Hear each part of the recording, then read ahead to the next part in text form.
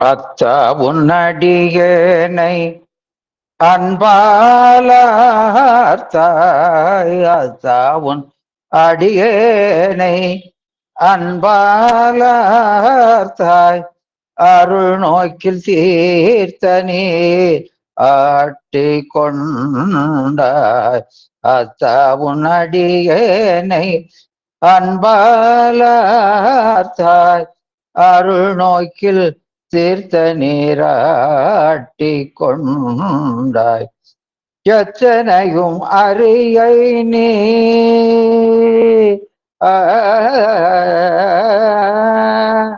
எத்தனையும் அறியை நீ எளியையானாய்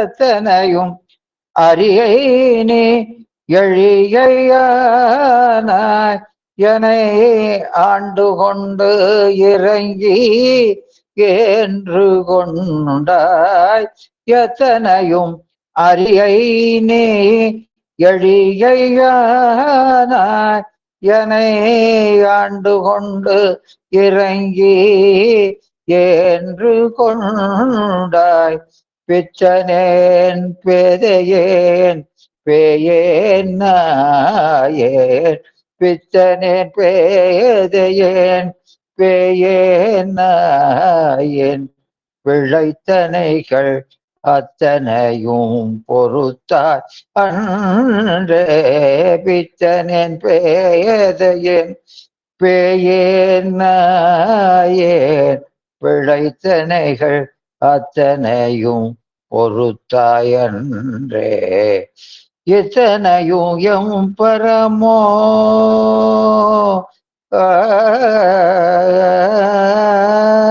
இத்தனையும் எம் பரமோ ஐயோ இத்தனையும் எம்பரமோ ஐயோ எம்பெருமான் திருக்கருணை இருந்தவாரே இத்தனையும் எம்பரமோ ஐயோ எம்பெருமான் திருக்கருணை இருந்தவாரே எம்பெருமான் திருக்கருணை இருந்தவரே ஒழியான திருமேனி உமிழ்தான மிக மேவும் கழியாரவர் ஆனை களல் நாளும் மறவாமல் அழியாளும் மலர் தூவும்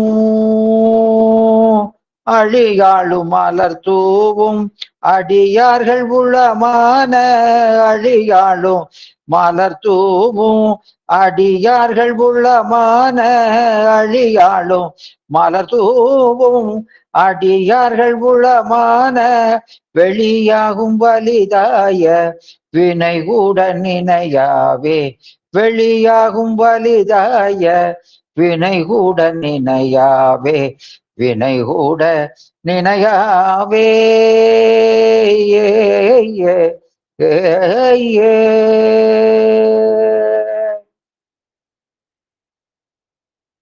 பண்டை மறை வன்றற்ற பசுந்தேன் ஞானம் பறிந்து ஒழுக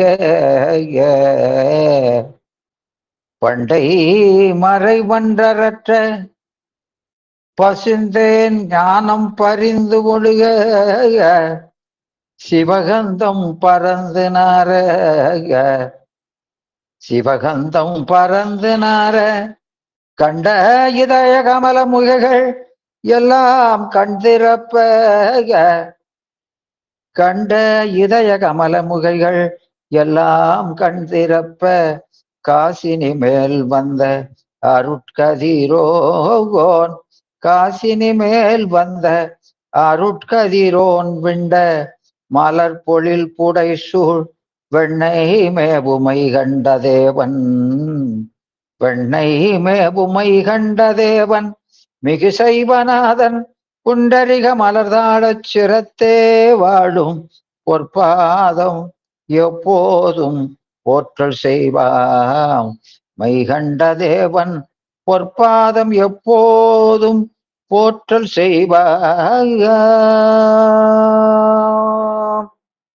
திருவே என் செல்வமே, திருவே என் செல்வமே, செல்வச் சிறப்பே, சிவானந்த தெள்ளமுத உருவே, உருவமும் ஊருடன் பேரும் ஒன்றும் புணர அறிவே, தெளிந்த அறிவே, மெய்யன்பர்க்கு அருளும் தெய்வத்தருவே, தென்கோ முக்தி முக்தி பஞ்சாக்கர சத்குருவே, தென்கோ முக்தி முக்தி பஞ்சாக்கர சத்குருவே, திண்ண இன்பச் சேவடியும் திருவெளியும் தெருமார்பும் செல்வ கையும் நன்னும் அன்பர்க்கு அருள் கருணை திருமுகமோ, நண்பு அன்பர்க்கு அருள் கருணை திருமுகமோ, பசுங்குளவின் அடையேயாகி புண்ணியத்தின் பொலிவாகி அற்புத கோலக் கொழுந்தாய் புலைநாயர்க்கே கண்ணை விட்டு நீங்காத சிவஞான சத்குருவே, கருணை வாழ்வே, சிவஞான சத்குருவே, கருணை வாழ்வே. திருச்சிற்றம்பலம். அடியார் பெருமக்களே, நாம் கடந்த வகுப்புல இந்த திராவிட மாபாடியத்தினுடைய 8வது நூற்பா, அந்த 8வது நூற்பா நமக்கு அந்த கருவிகளை கண்டிப்பா விட்டு ஆகணும் என்ற அந்த கருத்தை உறுதி செய்கின்ற ஒரு நூற்பா. அப்போ இந்த நூற்பாவில் முதல் அதிகரணத்தில்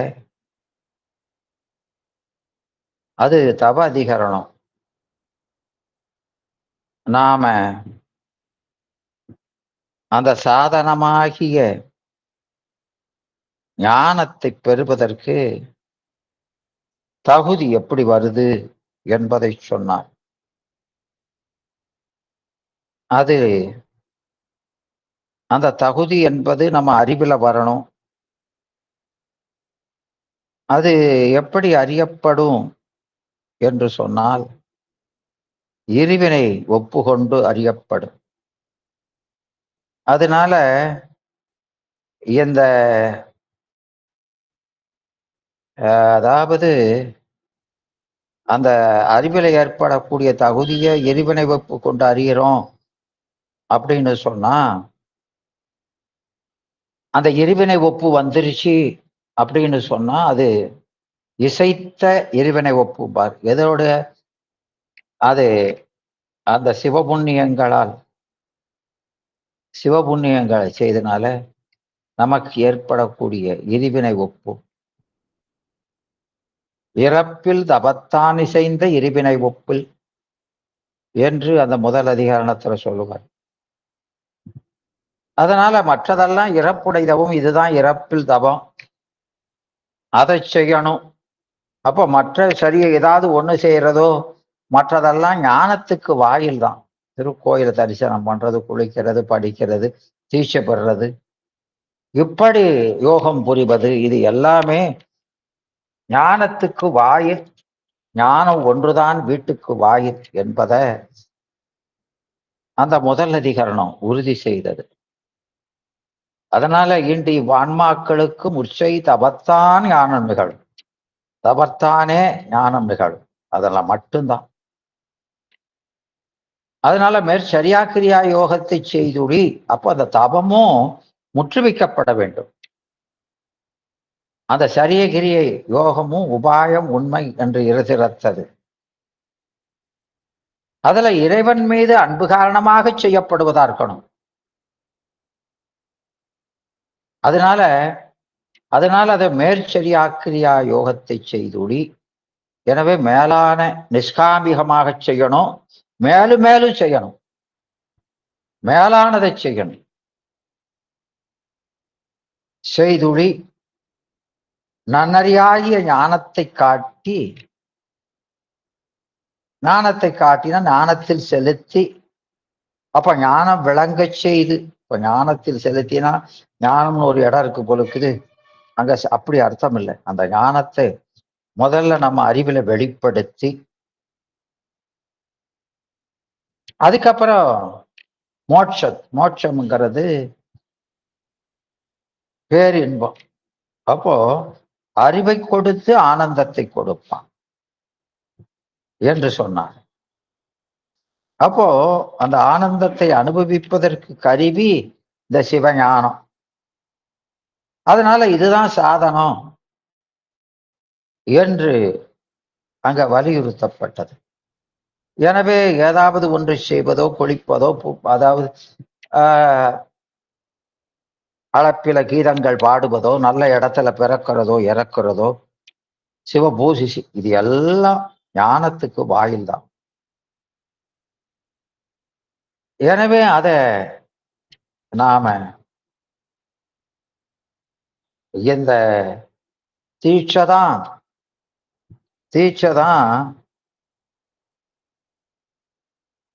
ஞானத்தை கொடுக்கும், அந்த பேரின்பத்தை கொடுக்கும்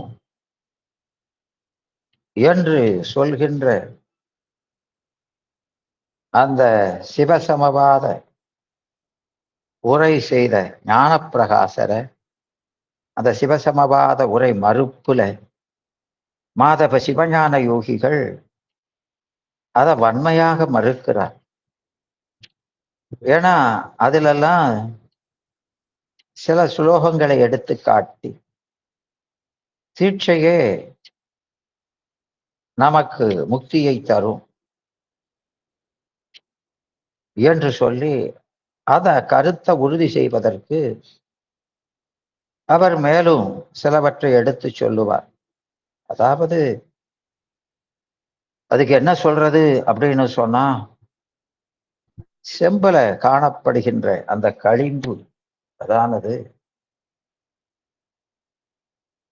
அது இரத்த கூலிகையோடு சேர்த்து அது காரியப்படுத்தினாலன்றி அது நீங்காதது போல என்று அதுக்கு ஓமை. அதுபோல இந்த சீச்சை என்ற கிரியை நிகழ்ந்தாலன்றி, இந்த கிரியாசக்தி வியாபாரம் நடந்தாலன்றி ஆன்மாட்ட இருக்கிற மலம் அது தீராது என்பான். அது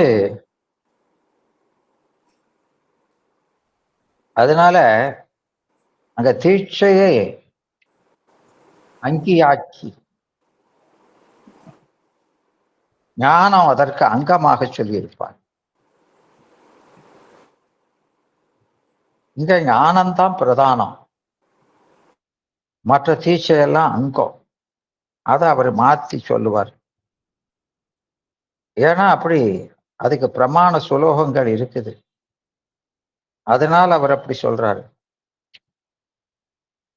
ஏன் அப்படின்னு சொன்னா, இதெல்லாம் ஒரு பக்கத்துல இருந்தா கூட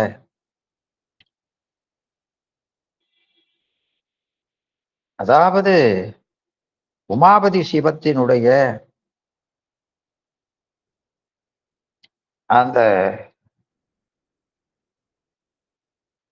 சதரத்ன சங்கிரகம், சதரத்ன சங்கிரகம் என்ற நூல்ல, அந்த சதரத்ன சங்கிரகத்தில என்ன சொல்லியிருக்குது அப்படின்னு கேட்டா, இதத்தான் சொல்லியிருக்குது. அந்த சதரத்ன சங்கரத்துல உங்களுக்கு அந்த தீட்சை அதுதான் ரொம்ப முக்கியம் அப்படின்னு சொல்லியிருக்குது அந்த சுலோகம். அதனால அவர் அப்படி சொல்றாரு. அப்படியெல்லாம் சொன்னாலும் அந்த ஒரு வசனம் இருந்ததுன்னா அதுக்கு அந்த சொல் மாத்திரையா பொருள் எடுக்கக்கூடாது. அதனால என்ன உணர்த்துறதுக்காக அதை சொல்றாரு என்பதை பார்த்து அதுக்கு தகுந்தாப்புல சொல்லணும். இல்லைன்னா அது தப்பா போயிடும். ஆமா. ஏன் அப்படின்னு கேட்டீங்கன்னா, நீங்க அந்த இதுல பாத்தீங்கன்னா, அதாவது சிகாகம சொற்களுக்கு சொல் கிடந்தவாறே நாம பொருள் கொண்டா நிறைய விபரீதங்கள் வந்துடும். ஏன்னா அத சிவஞான முனிவரே சொல்லுவாரு. ஆகமங்கள் எல்லாம் பார்த்தீங்கன்னா நிறைய சிவசமவாதமே நிறைய இடத்துல காணப்படுகிறது. அதை அப்படியே நாம பொருள் கொள்ளக்கூடாது என்பதை நமக்கு இப்போ இங்க தீக்கைதான் பிரதானம் என்று சொன்னாலும் அங்க தீக்கை செய்வதனால நமக்கு என்ன நிகழுது அல்டிமேட்டா என்று பார்த்தால், இங்க தீக்கை எதை தீக்கிறோம்? பாசத்தை தீக்கிறோம். அப்போ பாசத்தை தீச்சா என்ன வரும்? என்ன வரும்? ஞானம் வரும். அப்ப அந்த ஞானத்துக்காக தானே தீக்கையை செய்யறோம். அதன் பலன் ஞானம் தானே. அப்போ அந்த ஞானம் தானே பிரதானம் என்று நாம் அறிந்து கொள்ள வேண்டும். அதனால இந்த தீக்கை செய்வதை கூட எதுக்காகனா அந்த ஞானத்தை பெறுவதற்காகத்தான். அந்த ஞான பிரகாசம் அடைந்தால் அன்றி நமக்கு அந்த முக்தி இன்பத்தை அனுபவிக்க முடியாது. அதனால நீங்க அப்படியெல்லாம் சொல்லியிருந்தா கூட நம்ம எதை எடுத்துக்கிடணும்? ஞானத்தை தான் பிரதானம் என்று எடுத்துக்கொள்ளுமே தவிர அப்படி அதை சொல் கடந்தவாறு எடுக்கக்கூடாது. அதனால அங்க அப்படி சொல்றவங்க அந்த கருத்தை எல்லாம் மறுத்து இங்க ஏதாவது ஒன்றை செஞ்சாலாம் போதாது, எல்லாத்தையும் செய்யணும். சரிய கிரிய யோகமெல்லாம் ஒவ்வொரு படி. அதை செஞ்சா நமக்கு ஞானத்தை பெறுவதற்கான தகுதி வரும். ஞானம் வராது, அது அதற்கான தகுதி வரும் என்று சொல்லுவார். எனவே அப்போ அந்த ஞானத்தை வந்து சிவபெருமான் தான் வந்து கொடுக்கணும்.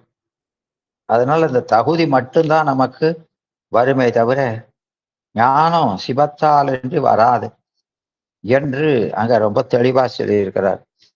அதனாலதான் நமக்கு ஞானம் இவனுடைய நன்னீடும் நற்கள் அனல் பானு ஒழியப்படின் என்று அத நமக்கு திருவருள் பயன் ஆசிரியர் உமாபதியும் சொல்லியிருப்பார். எனவே அங்க அந்த முதல் அதிகரணத்துல நமக்கு அவர் தெளிவாக சொல்வது என்னன்னா, அந்த ஞானம்தான் பிரதானம் என்பார். அப்போ தீட்சையெல்லாம் அதற்கு அங்கம் என்பதுதான். அப்போ எல்லாமே கிரியையென மருவும் அவையாவும் ஞானம் கிடைத்தற்கு நிமித்தம் என்று அதை நமக்கு நன்றாக தெளிவுபடுத்துவார். அதனால அந்த 8ஆம் நூற்பா தீட்சை பற்றி சொல்லும் பொழுது அங்க அப்படித்தான் அவர் சொல்கிறார். ஞானப்பிரகாசர் அங்க தீட்சை தான் பிரதானம் அப்படின்னு சொல்லி அது இங்க மறுக்கப்படுகிறது. எனவே அந்த நம்ம சைவத்துல ஞானம் என்பது முக்கியம். அந்த ஞானத்தை நோக்கித்தான் நாம எல்லாரும் முயற்சி பண்ணுகிறோம். அதை பெறுவதற்கு தான் முயற்சி பண்றோம். எனவே இதெல்லாம் அரும்பு மலர் காய் கனி போல ஒன்றுக்கு ஒன்று மேலானது இந்த சரிய கிரிய யோகம்லாம். அதனால அந்த ஞானம் அதுதான் வீட்டுக்கு நேர் வாயில் என்பதை அங்க சொல்றாரு. அப்புறம் அந்த வேதத்துல சொல்லக்கூடிய அந்த வேள்விகள் அவைகளே அமையும் என்று சொல்லக்கூடிய அந்த பூர்வ மீமாசர் கருத்தை மறுத்து அவையெல்லாம் ஞானத்தை தராது. அதெல்லாம் இறப்புடை தபம், இறப்புடை தபம் என்று சொல்லி அங்க அந்த வேதத்துல இந்த வேள்விகளை பற்றி சொல்லி இருக்கின்ற அந்த வேதமே அதற்கு பலனை அது கூடயே சொல்லுது. அதனால அது பூராமே உடல் பயன்தான். அதனால இந்த உடல் பயனை தரக்கூடிய இந்த வேள்வி முதலானவற்றை கொண்டு உயிர் பயனாகிய அந்த பேரின்பத்தை அனுபவிக்க முடியாது என்று சொல்லுவார். அதனால இங்க நாம அந்த ஞானத்தால் வீடு, அதான் ஞானத்தால் வீடென்றே நான்மறை நல்ல ஆகமம் இதெல்லாம் சொல்ல அல்லவாம் என்னும் ஈனத்தார் என் கடவர் என்பார். அதனால இந்த ஞானம்தான் நமக்கு ரொம்ப ரொம்ப பிரதானம் என்பதை நமக்கு வழிநூல் ஆசிரியரும் அத சொல்றாரு. அப்போ இந்த ஞான மாத்திரமே புருஷனுக்கு அந்த ஞானம் சிவசீவ ஐக்கிய விஷயங்கள் எல்லாம் எதனால் நடக்கிறதுனா அதுதான். அதை விட்டு தீட்சையே மோச சாதனம் என்று பல இடத்திலும் அதை விஸ்தரித்து கூறுவார். அது அப்படி சொன்னா அது பூர்வாபர விரோதமுற்று அப்பிரமாணமாய்விடும் என்று அவ்வாறு ஆசாரியர் சொல்கின்ற அந்த வாக்கியங்களை விப்ரலம்ப வாக்கியங்களாக்கி பேசுவார்களோடு நாம பேச்ச வச்சுக்க கூடாது என்றும் மலகுணமாகும் அஞ்ஞானம் ஆன்ம குணம் அன்று ஞானாத்தியாந்த பாவம் அன்று புத்தி குணமாகும் சந்தேக விபரீத ஞானங்களும் அன்று புத்தி பொருந்தாத சரீர நான் என்னும் ஆன்ம சகிதாவித்தையின் குணமாகும் சரீரா பிரம்ம பிராந்தி ஞானமும் அன்று அதற்கெல்லாம் வேறானது என்று இந்த சரீரான்ம ஞானமாகும் அஞ்ஞானம் விவேக ஞானத்தால் உள்நேக்கமுற்றாலும் மலம் திரவியம் அது நீக்கமின்றி புறநீக்கம் உறாது. இது சந்திர ஞானமாகும் அஞ்ஞானம் விவேக ஞானத்தால் உன்னீக்கமுற்றாலும் நேத்திர படலம் திரவியம் நீக்கமின்றி புறநீக்கம் உறாமை போல என்றெல்லாம் இதற்கு காரணம் சொல்லுவார். நேத்திர படலம் திரவியம் படலம் நீக்குதல் என்ற ஒரு கிரியை செய்தாலன்றி ஞானத்தினுடைய வைத்திய சத்திர கர்மத்தால் அந்த விருத்தியோடு நீங்குதல் போல மலமும் ஒரு திரவியம். மலம் நீக்கும் உபாயம் அந்த உபாயத்துணையுடைய சிவதீட்சா குறி அந்த சித்கர்மத்தால் அது மௌட்டிய விருத்தியோடு நீங்கும் என்று சொல்லுவார். எனவே அதையெல்லாம் இங்க சிவஞான முனிவர் அதை மறுத்து அப்படியெல்லாம் சொல்றது பொருந்தாது. எனவே இங்க அந்த ஞானம் வந்தாலன்றி கிரியை அது கூட ஞானத்திற்காக செய்யப்படுவதுதான் அந்த கிரியை. அதனால அந்த ஞானம்தான் அங்க அங்கி, தீக்கை முதலானவையெல்லாம் அதற்கு அங்கம் என்று சொல்லி அந்த அறியாமை அறிவகற்றி அறிவினுள்ளே அறிவு தன்னை அறியாதை அறிந்து அந்த கரணங்களோடு கூடாதே வாடாதே குழைந்து இருப்பையாய் பிரியாத சிவன்தானே பிரிந்து தோன்றி பிரபஞ்ச பேதமெல்லாம் தானாய் தோன்றி நெறியாதே இவையெல்லாம் அல்லவாகி நின்றிடுவன் என்றும் நிராதாரமாகி என்று அங்க நமக்கு காட்டுவார். எனவே இந்த ஆன்மாவுக்கு அந்த சிவஞானம் என்பது அதான் ஞான கண். சிவஞானம் என்பது நமக்கு ஒரு கண். அந்த கண் கிடைத்தாலன்றி நமக்கு இந்த ஞானம் விளங்காது. சிவஞான கண் என்பது மிக மிக முக்கியம். அத இங்க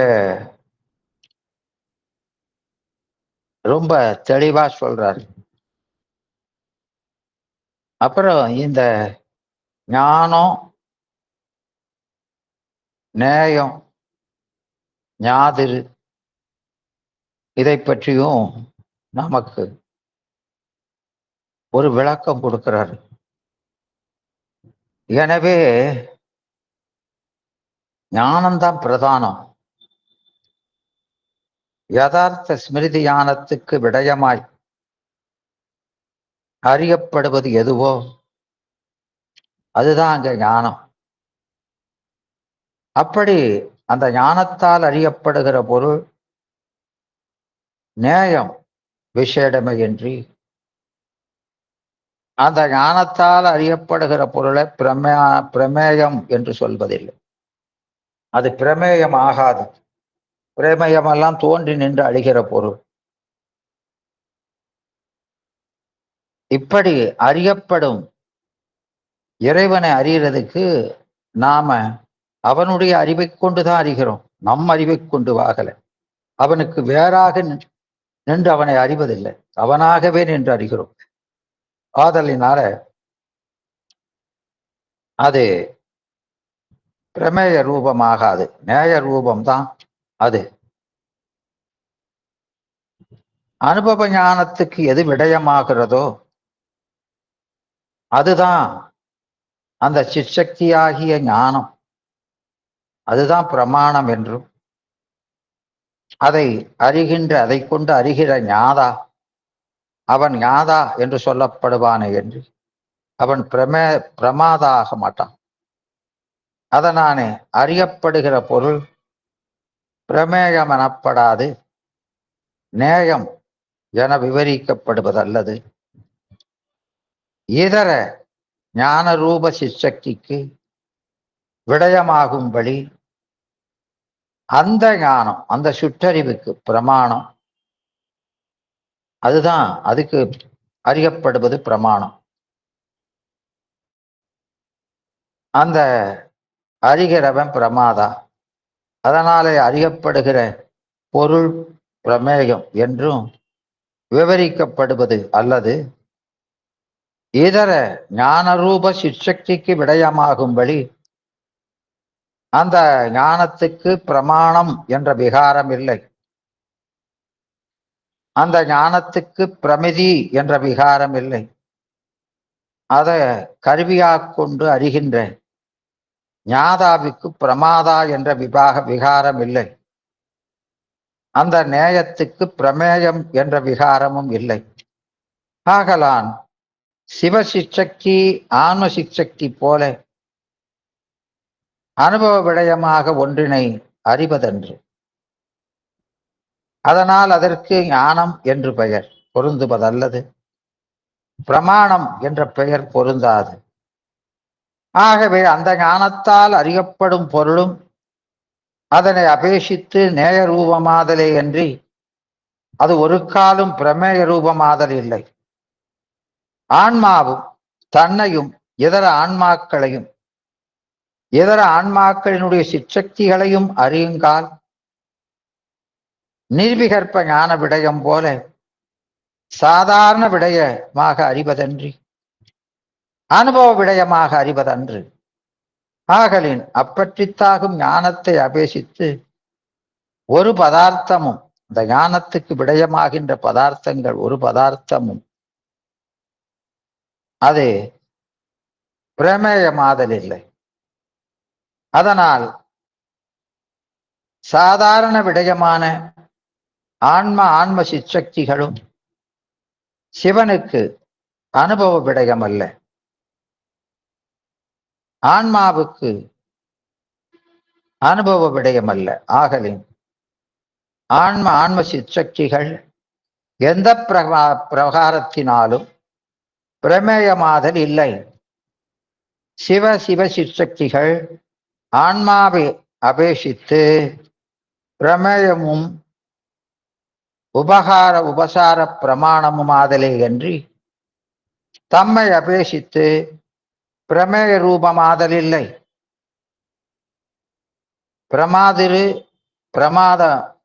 பிரமாணமாதலும் இல்லை.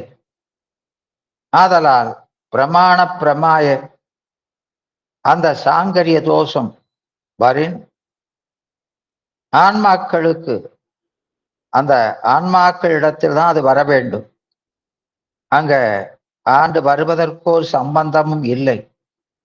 எனவே சிவத்துக்கு ஞானக்கண் பிரதானம் என்றும், இதை நல்லா கவனிக்கணும், சிவனுக்கு ஞானக்கண் பிரதானம், ஆன்மாவுக்கு ஞான விசேடமான அந்த பிரமாணக்கண் பிரதானம் என்றும் தம்முள் வேறுபாடு அறிந்து கொள்க என்று இதையெல்லாம் பௌஸ்கரத்தில் நோக்கி அறிந்து கொள்க என்று சொல்கிறார். எனவே இது ரொம்ப முக்கியமான ஒரு விஷயம். எனவே இங்க அவங்களையெல்லாம் மறுத்து இங்க முனிவர் என்ன சொல்றாருன்னா, அப்போ அந்த ஞானம்தான் பிரதானம், அதனால ஏதாவது ஒன்ன பெற்றா போதும் அப்படின்னு சொல்ற அந்த கருத்துக்களெல்லாம் பொருந்தாது என்று நிராகரிக்கப்பட்டன. அப்படி அது நிராகரிக்கப்படவே அப்போ வேள்விகளாம் பயனில் அது இறப்புடை தவம் நீக்காச்சு, சரியா கிரிய யாகங்களும் ஏதாவது ஒண்ணு செஞ்சு முழுமையா கிரிய யோகம் 3 செய்து ஞானத்தை பெறணும் என்று அந்த முதல் அதிகரணத்தில் நிறுவப்பட்டது. அப்புறம் இந்த 2வது அதிகரணம் தீட்சாதிகரணத்துல நமக்கு இந்த ஞானத்தை கொடுக்கிற வர்றவன் நம் உணர்வின் தமிழாகிய சிவமே வரணும், வேற யாரு வந்தாலும் நமக்கு அந்த ஞானத்தை கொடுக்க முடியாது என்று பார்த்தோம். ஏன் அப்படின்னு கேட்டா, அதுக்கு இந்த திருவருள் பயன்ல இருந்து அந்த 42வது பாட்டு எடுத்து காட்டினார். ஞானம் இவனொழிய நன்னியிடும், அந்த இல்ல இந்த அகத்துற நோய்க்கு உள்நறை வேண்டி சகத்தவரும் காண்பரோதான் என்று சொல்லி அத இது நோயெல்லாம் எப்படிப்பட்டது, எத்தனை விதம் இருக்குது, அதுல இந்த நோய்க்கு உயிர் நோய்க்கு அதை அறியக்கூடியவன் சிவத்தை தவிர வேறில்லை என்று அந்த திருவருள் பயன் பாடலை கொண்டு நிறுவினார். அதனால அவன் தான் வரணும் என்று சொன்னார். அதனால நம்மில் ஒருவரே அமையும், இல்ல தவமே போதும் என்று சொல்பவர்கள் 2 பேரையும் மறுத்து நமக்கு தீக்க செய்யறதுக்கு நம்ம முதல்வர் வரணும் என்பது அங்க நிறுவப்பட்டது. அதுக்கப்புறம் மேற்கோள் மேல ஒரு 4 தடை வந்தது, அதையும் நாம எப்படி நீக்கணும்னு பார்த்தோம். எனவே இங்க அவன் அந்நியமின்றி சைதன்ய சுரூபியான் இருக்கிறதுனால அவன்தான் நமக்கு குருவா வரணும் என்று சொல்லப்பட்டது. அப்படி சொன்னவங்க அப்புறம் இந்த ஆன்மாக்களுக்கு அவன் உபசேசம் செய்தா கூட இந்த ஆன்மாக்கள் ஐவுணர்களால் மயங்கி தம்மை உணராது என்றது. அப்போ ஆன்ம தரிசனம் அதற்ற நிகழாது. ஐவுணர்களால் மயங்கி இருக்கும் போது அவன் அந்த ஆன்மாவுக்கு அறிவு பொருளாகிய உயிரை உணர்த்தினா அத சடமான கருவிகளை கொண்டு, அந்த சடமான கருவிகள் அது வியாபியமான கருவிகளை கொண்டு வியாபகமான ஒரு பொருளை அறிதல் என்பது நிகழாது. அதைத்தான் அங்க இனி இவ ஆன்மாக்கள் இனிங்கிறது அவன் சம்முதலே குருவாய் வந்து உபதேசித்த பின்னரும் இவ் ஆன்மாக்கள் அப்போ அதுட்ட இருக்கிற அறிவு உணர்வு என்று சொல்லக்கூடிய சுட்டறிவு. அதனால் அந்த உபதேசத்தை கேட்டாலும் மயங்கி தம்முடைய உண்மை நிலையை அது உணரமாட்டா என்பது. ஏன்னா அந்த கருவிகளை இருக்கிற வரைக்கு அவைதான், அந்த கருவிகள் தான் பளிங்கிலிட்ட வண்ணம் போல காட்டிற்றை காட்டி நிற்கும். எனவே அந்த கருவிகளையே கர்த்தாவாக காட்டி நிற்கும். அதனால இந்த உடம்பு கருவிகள் தான் நாம் என்று இந்த ஆன்மா நினைச்சுக்கிட்டு இருப்பானா தவிர அதான் துணைவனையும் அறியாது, நோயையும் அறியாது துணைவரையும் அறியாது. அது அந்த உயிர் துன்பமுறும் துயருறும் தொல்லுயிர் என்பார். எனவே இங்க சிவசங்கராந்தவாதி முதலியோர் பசுகரணங்களை சிவகரணமாக்கி அப்படி சிவகரணமாகி சிவத்தை காட்டும் குறி வேண்டாம் என்று சொல்வார்கள். ஆமா, அப்படி சொல்றவங்க இருக்காங்க. பசுகரணத்தாலே அப்படியே அறியலாம்னு சொல்றவங்க தார்க்கிகர் இருக்காங்க. ஆமா, அப்போ இங்க பசுகரண சிவம் ஆன்மாக்கள் பொருட்டு சிவமே எல்லாத்தையும் அறிவாம்னு சொல்றது அவங்க சிவாத்திவிதை செய்வர். பசுகரணங்களே சிவகரணமாகி சிவத்தை காட்டுங்கிறது சங்கராந்த செய்வர். பசுத்துவம் நீங்கிட்டா ஆன்மறிவை சிவத்தை காட்டும்னு சொல்றவங்க சிவசமவாதி. இப்படியெல்லாம் கருத்துகள் நிகழ அதையெல்லாம் மறுக்கிறாரு. அப்போ அவங்க சங்கராந்தவாதி என்ன சொல்றான்னா, கட்டு நிலையில் பசுகரணமாய் நின்று உலகத்தை உணர்த்திய கருவிகளோ அந்த கருவிகளே தான் ஆன்மாவுக்கு பத்துவம் வந்த சுத்த காலத்து சிவகரணமாய் நின்று உண்மைஞானத்தை உணர்த்தும். அதனால் குருமிகை என்றது தடை எழுப்புவர். இப்படி சிவகரணம் காட்டும் சிவத்தை காட்டும் என்பவர் சங்கராந்தவாதி. அவங்கெல்லாம் அகச்சமயத்தவர். கருவிகளே காட்டும் என்பவர் தார்க்கீகர்.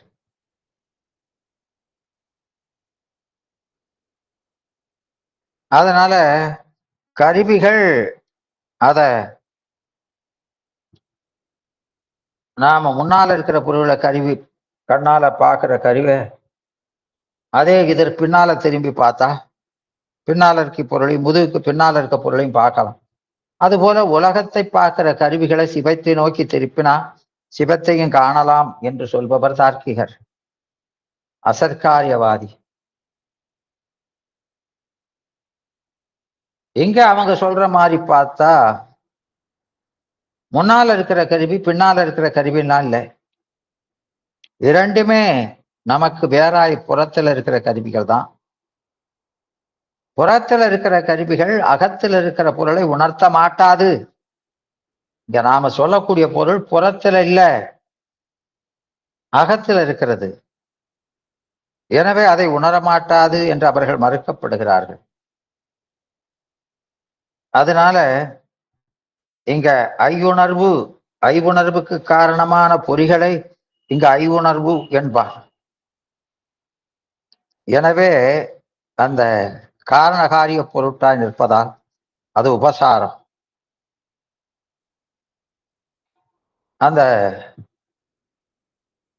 அதனால பசுகரணங்களே சிவகரணமாக்கி சிவத்தை காட்டும் என்ற சங்கராந்தவாதிகள் அப்படி சொல்றவங்க.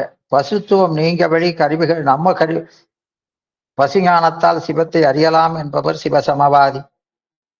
கருவிகளை யோக முறையில செலுத்தினால் அறியலாம் என்பவர் பாதஞ்சலர்.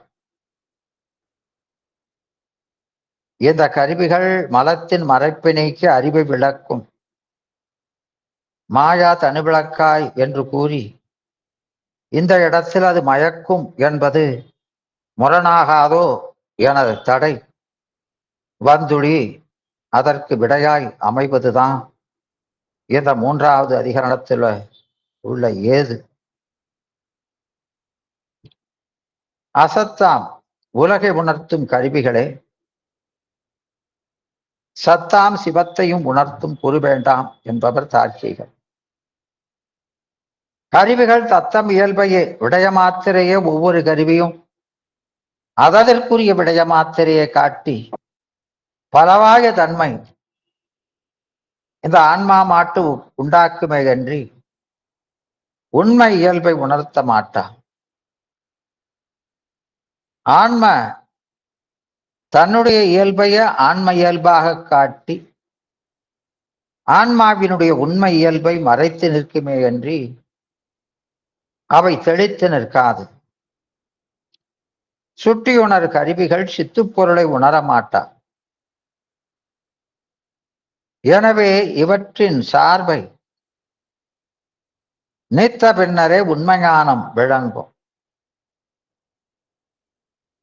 அதை நமக்கு மேலான அறிவு பொருளாய் உள்ள சிவமே ஆன்மாவின் அறிவில் உண்மை உணர்வதற்கு தடையாய் உள்ள அந்த மலத்தை அகற்றி உணர்த்த வேண்டும்.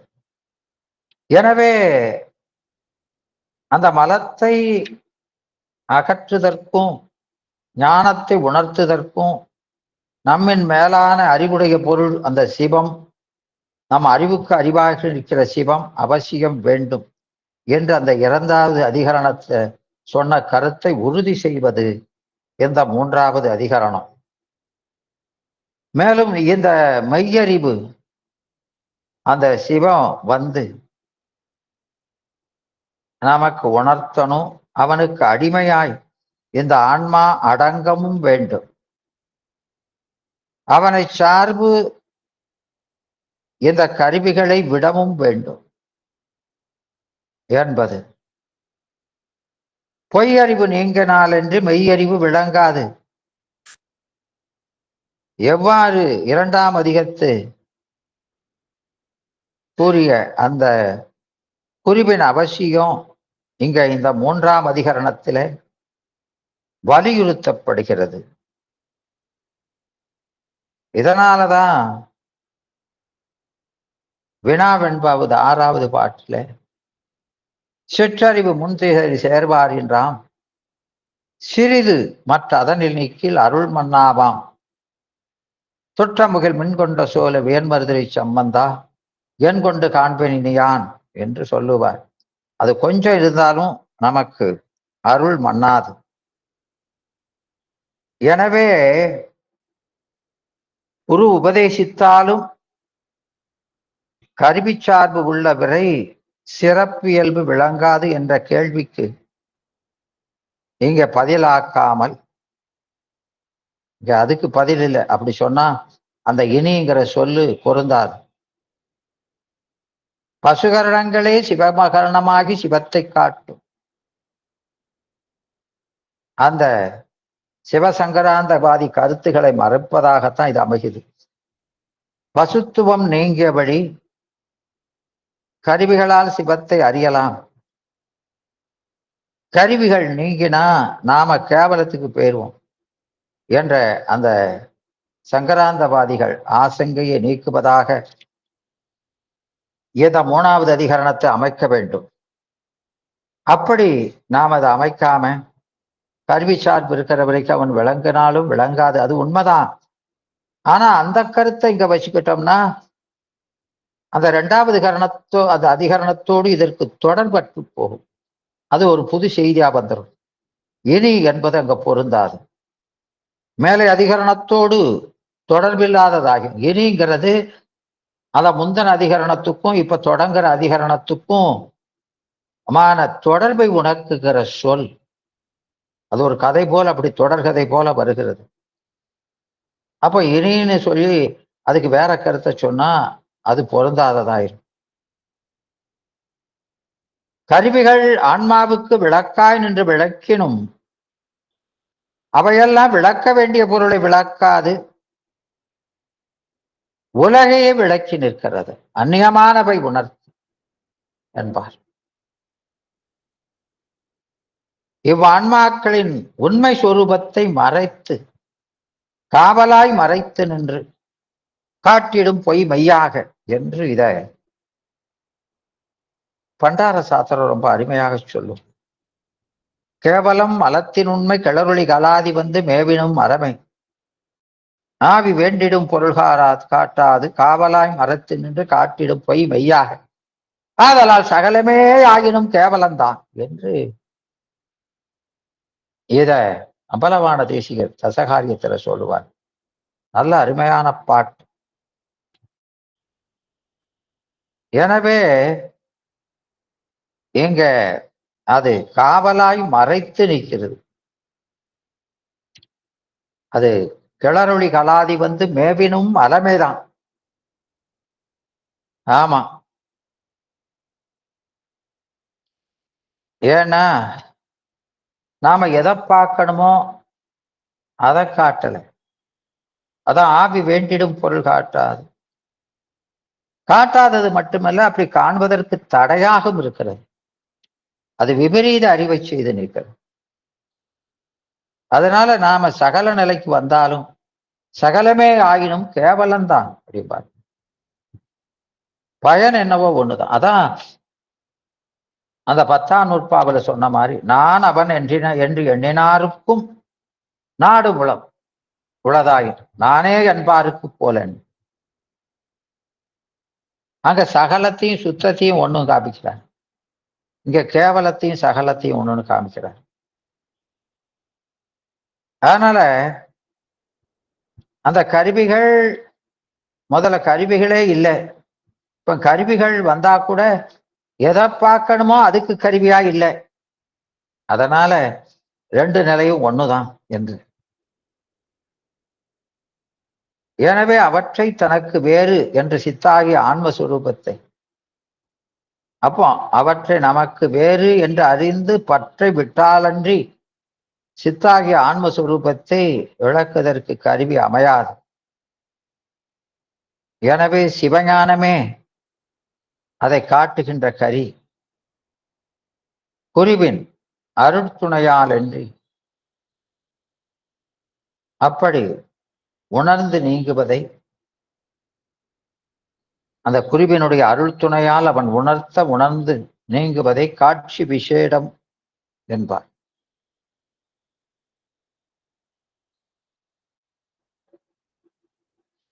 கருவிகள் சிவகரணமாக்கி, இந்த கருவிகள் எல்லாம் சிவகரணமாக்கி சம்பசப்படுத்தி தவத்தில் செலுத்துவர் நெட்டை கூடினோர். கருவி சார்பின் நீங்கி முழுவதும் சிவ சார்பிலே நிற்பவர் நிட்டை கூடினோர். சாக்கிர அதீதிகள்லாம் கருவிகளை சிவகரணமாக்கி தம்பசப்படுத்தி தவத்துல செலுத்துறவங்க, அதான் சாக்கிர அதீதிகள். ஆனா ஞானாதீதம் என்று சொல்லக்கூடிய நிட்டை கூடிய நபர்கள் எல்லாம் கருவி சார்பிலிருந்தே முழுவதும் நீங்கி சிவச்சார்பில் நிற்பவர்கள் என்று ரெண்டுக்கும் வேறுபாடு உணர்ந்து கொள்ள வேண்டும். அதனாலதான் காட்டிடும் கரணம் ஒன்றின்றையல் காணவனாதாம் என்று சொன்ன ஆசிரியர் நாட்டிய இவற்றால் ஞானம் அணுகவும் ஒண்ணா அப்படின்னு சொல்லிட்டார். இது இருக்கிற வரைக்கும் ஞானம் வராது. முன்னம் ஈட்டிய தபத்தினாலே இறை உருவாய் வந்து கூட்டிடும் இவற்றை நீக்கி குறைகளல் குருகுமாரே என்று சிபி 68 ரொம்ப அருமையான பாட்டு. இதனால் அந்த குறைகளோடு கூடியிருக்கும் தன்னியல்பு உணர்த்துவதற்கு, அந்த தடையை நீக்கி உணர்த்துவதற்கு குரு அவசியம் வேண்டும் என்பதும், அவரே இவற்றை நீக்க வேண்டியதன் அவசியத்தை உணர்த்துவார் என்பதும் இங்கே சொல்லப்படுகிறது. அந்த சங்கராந்தவாதிகள் கருவியை விட்டால் எதையும் காண முடியாது என்பார்கள். ஆனால் சித்தாந்திகள் கருவியை விடாதவர்கள் காணார் கடவுளை என்பார். அவர் அபக்கு வேளே எனின்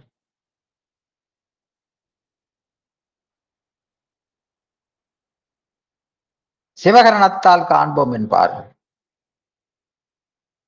ஏனெனா உன்னையே காட்டாத இந்த அற்ப சித்து ஆகிய ஆன்மாவையே காட்டாத கருவியை கொண்டு ஈசனை, அந்த அற்ப சித்தை பார்க்க முடியாத கொண்டு அதிபதியை காண ஒண்ணுமோ என்றால் அது முடியாது. கண்ணி காமரதம் உணர முடியாதது போல ஈசனோடு ஞானத்தால் புணர்ந்தாரே உணர்வர். அன்றில் பிறவியும் நீங்காது. அது பற்றித்தான் மனவாசம் கடந்தாரும் இதனை வென்றார் சென்றார் என்ப வீடு என்றார். எனவே அதை வெல்லாத வெளி இன்ப வீடு செல்லுதல் என்பது கிடைக்கவே கிடைக்காது. அதனால எந்த கருவிகள் எல்லாம் சுகாரம்பமாம் சிவத்தில் தோயாத மாயா விகாரங்கள் இந்த தத்துவமாமி என்பார். இதெல்லாம் மாயா விகாரங்கள். அந்த சுக ஆரம்பமாம் சிவத்தில தோயாத. அதனால நாம எதுவரைக்கு கருவிகளோடு இருக்கிறோமோ அதுவரைக்கு துன்பத்தோட மலத்தோட தான் இருக்கிறோம். அதனால நாம துன்ப வெள்ளத்துள்ளே துளைத்தனையே என்பார். அதனால இதெல்லாம் இந்த துன்பமெல்லாம் ஈதற நல் இன்ப வெள்ளத்து உள்ளே இரு என்று சொல்லுவார். எனவே எந்த தேகாதி நானல்ல என்றிருந்தால் சித்தமையல் போகாதது என்னையோ புண்ணியா, தேகாதி தன்வளவே அம்மயக்கம் சத்தியமாய் எப்போதும் உள்ளனவே இல்லை உணர் என்பார். முன்னை தவப்பயனாயுள்ளே உடம்பு முதலிய மாயையங்கள் நானல்ல என்று உணரும் உணர்வு எப்போ கைவந்ததோ அப்படி அது கைவந்த வழி என்று நியாயத்து அழுந்துதலாகிய நிட்டை கைவரப்பெற்று பேரா இயற்கை எய்துதல் கூடும். அவற்றை நான் அஞ்ஞானம் உணர்ந்தபடியும் அவற்றை நான் என்று மயங்குகின்ற மயக்கம் என்னை எளிதிலே விட்டு ஒழியாது. அது மீண்டும் வந்து தாக்குவதற்கு காரணம் என்னையோ என்பது இங்க வினா. அந்த மயக்கம் காயம் எடுக்கப்பட்ட அந்த களத்துள் அந்த காய வாசன மாத்திரமாய் நிற்றல் போல அந்த மாயையங்களுக்குள்ள துணை வாதனை மாத்திரையாய் உன்னை ஓரா கால் மெலிதாய் வந்து தாக்கி அந்த உடம்பளவினதான் நிற்றல் என்று முன் மையாய் எப்போதும் உன் அறிவினை மயக்கி வலிதாய் இருந்தாற் போல் இல்லை என்று நீ உணர்வாயாக என்பார். எனவே இங்க படிகத்தின் ஒளியை மறைக்கும் பன்னிறம் போல கருவிகள் ஆன்மஸ்வரூபத்தை மறைக்கும் ஒருவால் மயங்கி, அந்த கருவிகளால் மயங்கி தன் சொரூபம் உணரார். இப்படி இருக்க இது கொண்டு சிவத்தை அறிய ஒண்ணுமோ? வெறும் கற்பனையை. ஏகதேச கருவி உள்ளவரை ஏகதேச அறிவு நீங்காது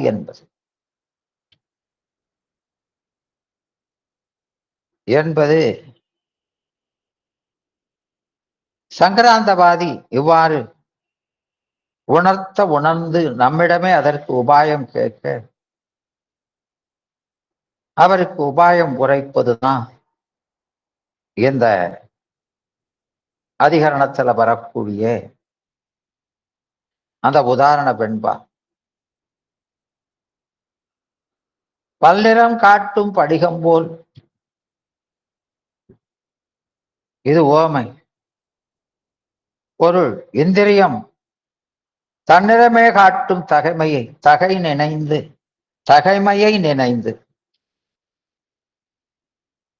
பன்னிறத்து பொய்ப்புலனை நிலையில்லாத புலனைன பொறிகளை வேறாய் உணர்ந்து பொய் என்பது இந்த ஆன்மாக்களுக்கு பொது இயல்பை செய்யும் கருவிகளை தனக்கு பொய்யா. ஆகவே பொய் ஆகங்கிறது பொய்யாங்கிறது பொய் ஆக என்பது கடை குறைந்து பொய்யா என நின்றது. மை சிறப்பு இயல்பை கண்டான், அது உணர்ந்தான். பொய்ப்பொருளுக்கு வேறாம், அவன் பொய்ப்பொருளை தன்னை வேறாக உணர்ந்து மெய்ப்பொருளுக்கு தெய்வமாம் என்பது இந்த பாட்டு. அதனால பாசமாகிய இரண்டையும்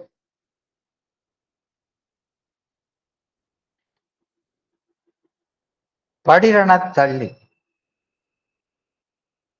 நேசமாகிய இரண்டையும் பாசமாகிய இரண்டையும் படிரணத் தள்ளிங்கிறது நம. நேசமாகிய இரண்டையும் நெஞ்சிடை அழித்து அது சிவ. நமங்கிறத கழியணும், சிவங்கிறத பற்றணும். அத நெஞ்சிடை அழித்து காசம் நீங்கிய கண்ணன முக்தியை காண்பாய். ஆசை நீங்கிய நிலை இது, இதற்கிளை ஐயம் என்பது பதிபசுபாச விளக்கம். கண் பல பொருள்களை பற்றி கதிருனை இழந்து நிற்கும். கண் பல பொருள்களை பற்றாதாய் கதிரை கூடும். பொன்புலன் பற்றி ஆவி புனிதனை பிரிந்து நிற்கும். எனவே புண்மையான புலன்களை பற்றி, அது அந்த அதோனி ஆமிகா சக்தியால அது புனிதனை பிரிந்து நிற்கும்.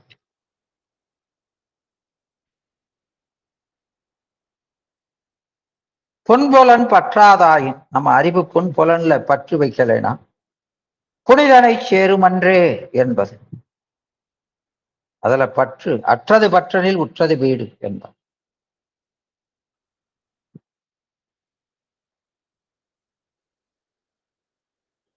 பளிங்கு ஏமானனாகும் பகலவன் இறைவனாகும்.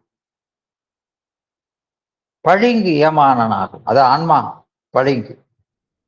ஒளி தரும் உபலம் போல என்பது சிப்பி. பகலவன் இறைவனாகும். அந்த பதி போல நிற்பது அந்த சூரியன். பளிங்கில் பஞ்சவண்ணம் பார்க்கில் ஐம்புலன்களாகும். இந்த பளிங்கில் அஞ்சு வண்ணமும் கழிஞ்சா ஐம்புலன்களை பற்றி நிற்கிறது. பளிங்கினில் வண்ணம் பற்றும் பகலவன் பக்கம் சாரி. அந்த பளிங்கில பல வண்ணங்கள் பற்றி நிற்கும். பகலவன் பக்கத்துல கிழக்கிலோ மேற்கிலோ அப்படி இருந்தா. ஆனா அதே பளிங்கில வண்ணம் பற்றா உச்சியில் பானு வந்தால் என்பான். அந்த பானு உச்சியில வந்துட்டான் சூரியன், அது எந்த பக்கத்துல எது இருந்தாலும் பற்றாது.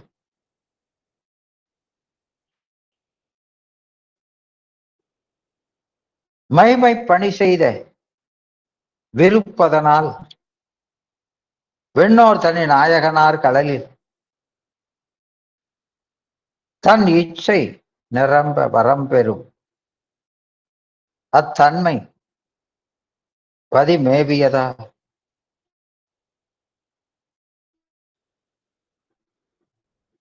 பதியார் பொய்மை சமய பிணி விட்டவர் முன்போதும்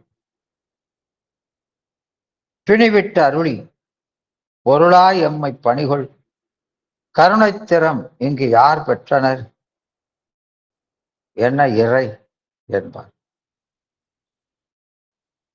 அந்த சிவம் குருவாய் வந்து உணர்த்தினும் விட வேண்டிய பொருளை விடுதல் எவ்வாறு, சார வேண்டிய பொருளதை சார்தல் எவ்வாறு என்ற கேள்விகளுக்கு பதிலாய் வருவதே இதற்கு அடுத்த அதிகரணம்.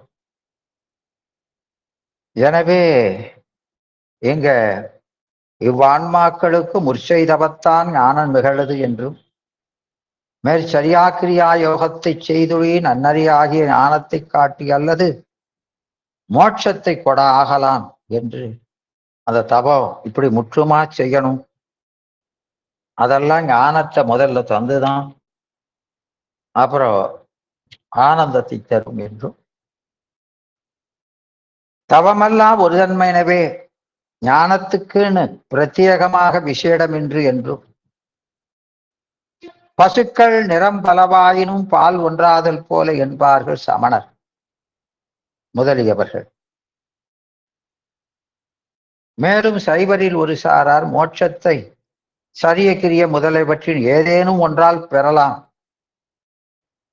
ஞானம் மட்டுமே என்பது பொருந்தாது என்றும், நல்ல தலங்களில் பிறந்தால் முக்தி, நல்ல தலங்களை தரிசித்தால் முக்தி என்றும், நல்ல தீர்த்தமாட முக்தி என்றும், பாடினால் முக்தி என்றும், சிவாட்சணமாகிய பூசையால் முக்தி என்றும், ஆதார நிதார யோகத்தால் முக்தி என்றும், தீக்கையால் முக்தி என்றும், இவ்வாறு நம் சாத்திர தோத்திரங்களே உரைப்பவும் ஞானமே முக்திக்கு வாயில் என்பது மிகை என்று அங்கே தடையல.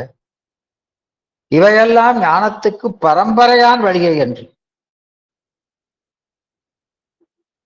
நேர் வழி அல்ல, வீட்டுக்கு நேர் வழி அல்ல. ஞானமே வீட்டின்பத்தை நுகர தகுதியை தரும் என்று அங்க.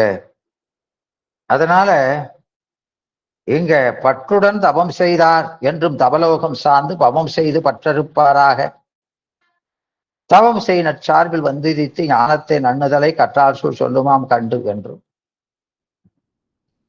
அப்புறம் பசித்து உண்டு அந்த இறப்புடை தவம் இறப்பில் தவம் ரெண்டுக்குள்ள வேறுபாடு. அத இரண்டாவது உதாரண வெண்பாவில அந்த பட்டாச்சாரியனுடைய அந்த கர்மகாண்ட பூர்வ மீமாசர் மறுப்பு இல்லையா. இந்த பட்டாச்சாரியான் மீமாசை மத கர்மகாண்ட ஆராய்ச்சி சைமினி 12 அத்தியாயம் இதற்கு பாடியம் செய்தவன் சபரமுனி.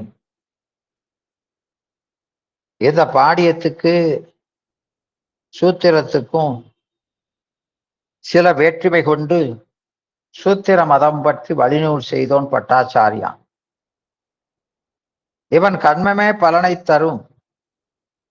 முக்தியில் நையாயிகர் போல ஆனந்தம் உண்டு என்று சொல்பவன். இவனுடைய மாணாக்கன் பிரபாகரன் அவன் பாடிய மதம் பற்றி வழுநூல் செய்தான். அது குருமதம் என்று சொல்லப்படும். இவன் கண்மநாசத்தில் அபூர்வம் தோன்றி பயன் தரும் என்பான். வைசேடிகர் போல பாடானம் போல் கிடப்பதே முக்தி என்பான். இதனால அந்த மீமாம்சை இரண்டாயிற்று. பசித்து உண்டு பின்னும் பசிப்பானை ஒக்கும் இசைத்து வரும் வினையின் இன்பம். இசைத்த இறப்பில் தபத்தான் இசைந்த இருவினை ஒப்பில்.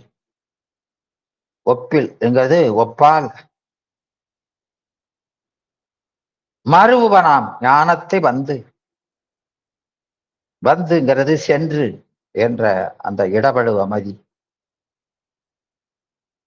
ஆக இந்த வெண்ணமதும் மண்ணமிதும் போல இறப்புடை தபமும் இறப்பில் தபமும் என்று சொல்லப்பட்டது. அப்புறம் இனி ஆன்மாக்களுக்கு தமது முதல்தானே குருவுமாய் வந்து உணர்த்தும் என்றது. குருவை மாணவன் உடலுக்கு உயிர் போலும், கண்ணுக்கு இமை போலும், ஊசியின் நூல் போலும் ஞானாசிரியனை பிரியாது நின்று அவர் திருமேனி அபிமானித்ததை பாதுகாத்து அவர் திருவுள குறிப்பின்படி சென்று வழிபட்டு நிற்க வேண்டும். அவன் அந்நியமின்றி சைதன்ய சொருபியாய் நிற்கலாம். தோன்றாய் துணையாய் நின்ற அவன் அந்நியமின்றி அவன் அத்துவிதமாய் நின்று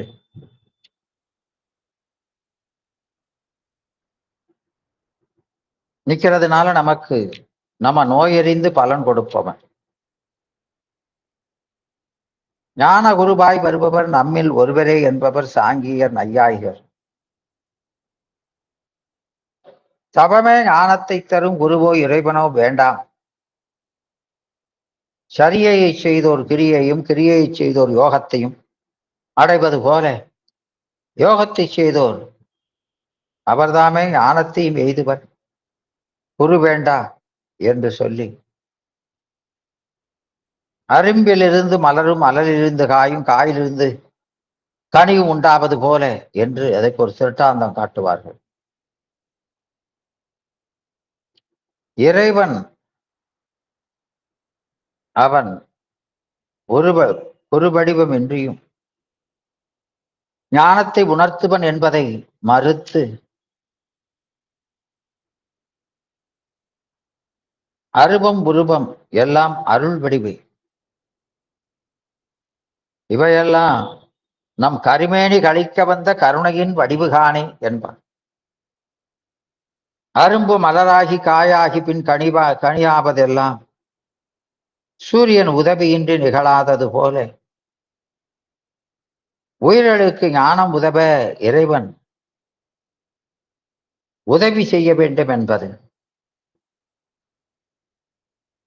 சரியக்கிரிய யோகத்துக்கு பாலில் நெய் போல இருப்பினும் அந்த சரியக்கிரிய யோகம் செய்கிற ஒரு இடத்துல பெருமான் பாலில நெய் போல இருந்தாலும் ஞானத்தோருக்கு தயிரிலை நெய் போல உருவாய் விளங்கி வந்து நிற்பான். நம்மில் ஒருவரால் ஞானம் விளங்குமெனின் ஞானம் விளங்க முதற்கண் உயிர் குற்றமாய் நம் அறிவில் நிற்கிற நோய் நீக்கப்பட வேண்டும். அகநோயை நமக்கு வேறாய் இருக்கின்ற நம்மனோர் அறியாதவர் உயிருக்கு உயிராய் அச்சுபிதமாய் உள்ள சிவனே, அவன் ஒருவனே அதன் தன்மையை அறிவார். எனவே அவர் ஒருவரே அதனுடைய அந்தந்த ஆன்மாக்களினுடைய நிலைக்கு ஏற்ப மருந்தாகி உபதேசம் கொடுத்து தீர்க்க முடியும் என்பது. மூவகை ஆன்மாக்களுக்கும் உள்ள நோயின் தன்மை வெவ்வேறாய் உள்ளது. ஆதலால் மருத்துவ முறையும் வேறுபட்டு நிகழ வேண்டும். காட்சி அறிவுக்கு அந்த காட்சி அறிவுக்கு அறிவாய் தன்மையிலும், மால் மது முதலான அருள் சிறுமேனியோடும் முன்னிலையிலும் இந்த இரண்டும் இறைவன் நிராதாரமாய் என்று தீக்க செய்வது. நிராதார தீக்கை சகலருக்கு இறைவன் சாதாரமாய் ஒரு வடிவை ஆவேசித்து படற்கையிலே நிலவத்துவது என்பதை உணர வேண்டும். இறைவன் வெவ்வேறு விதமாய் சிகிச்சை அளிப்பது அவர்களிடம் காணப்படும் பக்குவ வேறுபாடு உணர்த்தி, அப்படி உணர்த்துவதற்கு காரணம் என்னங்கிறத உணர்த்துகிறது. காட்சியும் உபதேசமும் நூலும் என்று இப்படி அகலருக்கும் சகலருக்கும் தீட்சை முறை வேறுபடுகிறது. உபதேசம் இன்றி அமையாதவர் பிரளயாகலர் சகலர், உபதேசம் வேண்டாதவர் விஞ்ஞானகலர். அப்ப நூல் வேண்டுவோர் சகலர், வேண்டாதார் அகலர் என்று இங்கே தீக்க முறைகள் சொல்லப்பட்டது. சகலருக்கு நூல் வேண்டுமாயின் நூலே அமையும். குருநாதர் எதற்கு என்றும், சகலருக்கு ஏனையோருக்கு போல சிவமாயோ அறிவு வடிவாயோ அல்லது பிரளய அகலருக்கு போல மாகேஸ்வர மூர்த்தமாயோ இறைவன் வராது.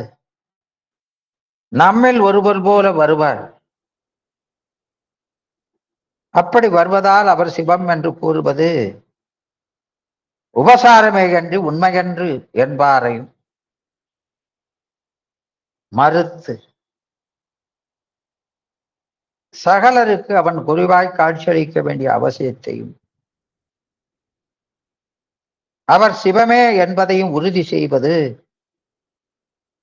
எல்லா முளைப்பாலும் கண்ணீரும் மேதிலைவாய் நல்லால் இளவாமாய் நீர்நலல் போல் எல்லா அறிவாகி நின்றானை ஆறறிவால் தானே உருவாகி தோன்றானில் உற்று என்று சொல்லுவார்.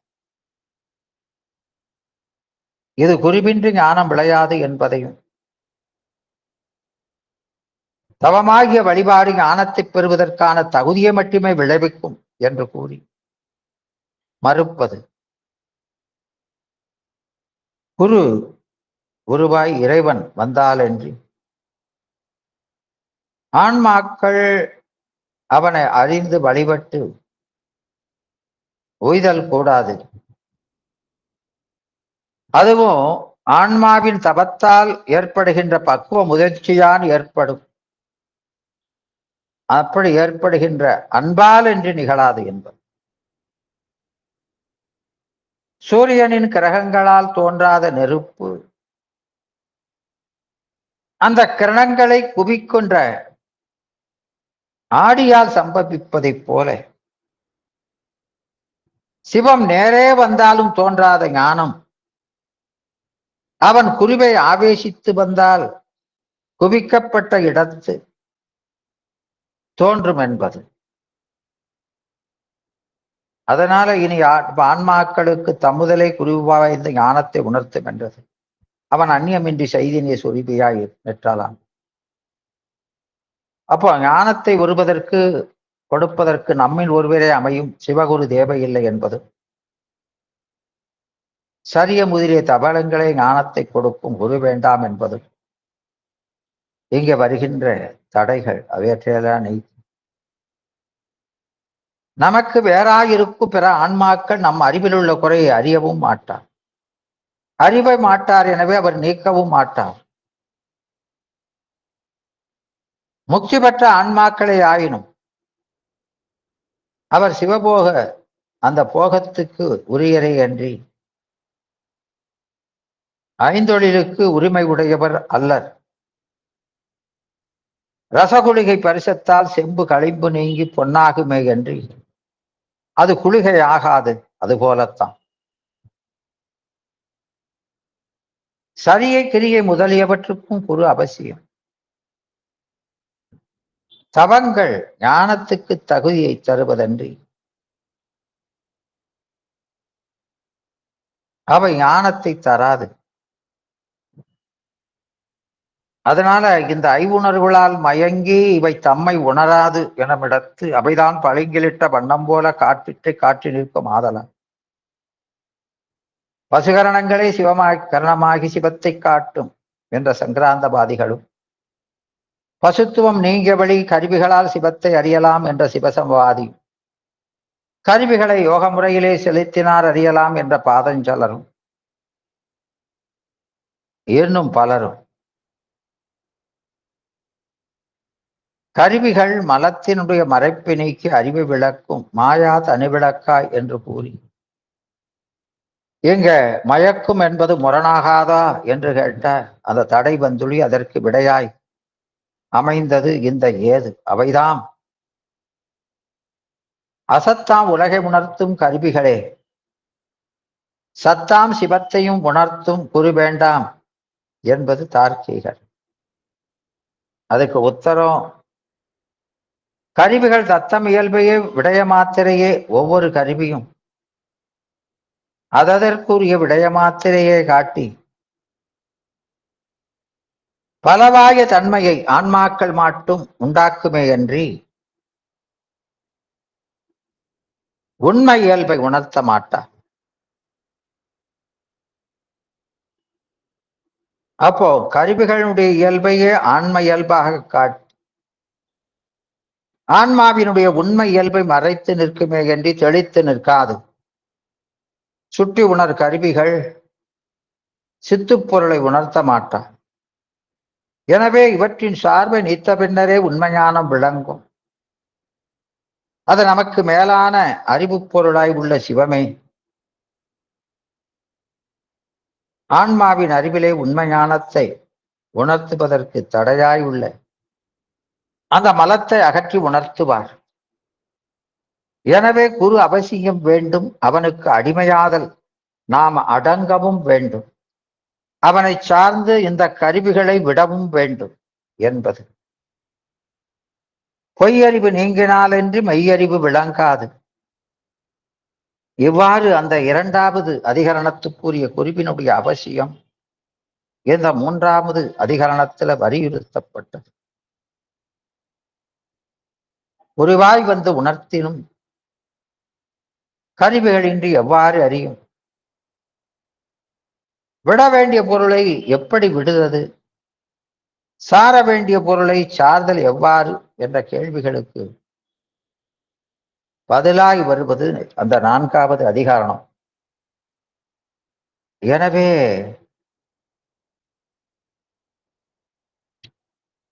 தேகாதி நானல்ல என்றிருந்தால் சித்தமயல் போகாதது என்னையோ புண்ணியா, தேகாதி தன்னளவே அம்மயக்கம் சத்தியமாய் எப்போதும் உன்னளவே இல்லை உணர் என்பார்.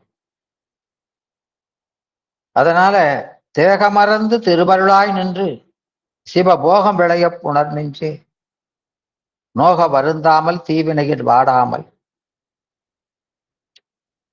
துன்பம் அருந்தாமல் நீ பெறவாமல் என்று இப்படி சிவபோகம் சாரம் சொல்லும். எனவே அந்த கருவிகள் தன்னொனாருக்கு அடிமை பிடித்து விடும். மடிமை குடிமைக்கண் தங்கினால் தன்னனாருக்கு அடிமைப்படுத்திவிடும். எனவே நாம் மடியின்றி அந்த உறவு பொருளை சார வேண்டும். தன் ஒன்னாருக்கு நாம் கூடியிருத்தலை விட வேண்டும் என்பதை நாம் உணர வேண்டும். இந்த கருவிகள் ஒன்றறிந்தது ஒன்றறியாதாகி ஒரு கருவி அறியது 100 கருவி அறியாது. உடல் மன்னி அன்றும் புலனாய் அவ் அஞ்செழுத்தை ஒன்றறிதல் உள்ளதே ஆகில் அது நீ தனித்தனி கண்டு உள்ளல் அவை ஒன்றல்லை ஓர் என்பது அந்த 3வது சூத்திரத்தில் வரக்கூடியது. எனவே அந்த கருவிகள் ஒரு அறிந்தத ஒரு கருவி அறியாது. இந்த கருவிகளுக்கு அறிவில்லை. அறிந்திடும் அனாதி வாயிலானவை அவன்தனாலே, அந்த ஆன்மாவான் அறிந்திடும் என்றும், ஆனாலும் ஒன்றும் அறிந்திடா. அவையே போல் ஆன்மா யாவும் அறிந்திடும், அறியும் தன்மை அறிந்திடா. எனவே கண்மத்தொன்மை அறிந்து அவை நுகருமாறு அருளுவன் அமலன் தானே என்பார். எனவே அவன்தான் நம்முடைய கருவிக்கு தகுதிக்கேற்ப உணர்த்துவான். அதனால இங்க இந்த உடம்பு என்பது அது எரிவினை பாத்திரம். அதை கடந்த வகுப்புல நாம பார்த்தோம். ஆமா, இது இருக்கிற வரைக்கு நமக்கு ஞானம் விளங்காது என்பது அங்க சொல்லப்பட்டது. அதனால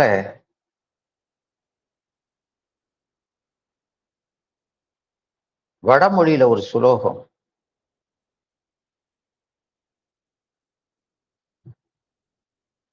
மாத்யு பிரமதாம் திருஷ்வா திருஷ்வா சூராம் பீத்வாச மாத்தியத தஸ்மா சிருஷ்டி விஷாம் நாரி தூரத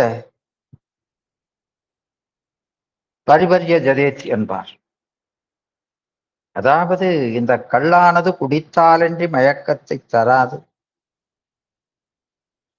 ஆனால் இந்த காமமோ கண்டாலும் நினைத்தாலும் மயக்கத்தை தரும். அதனால்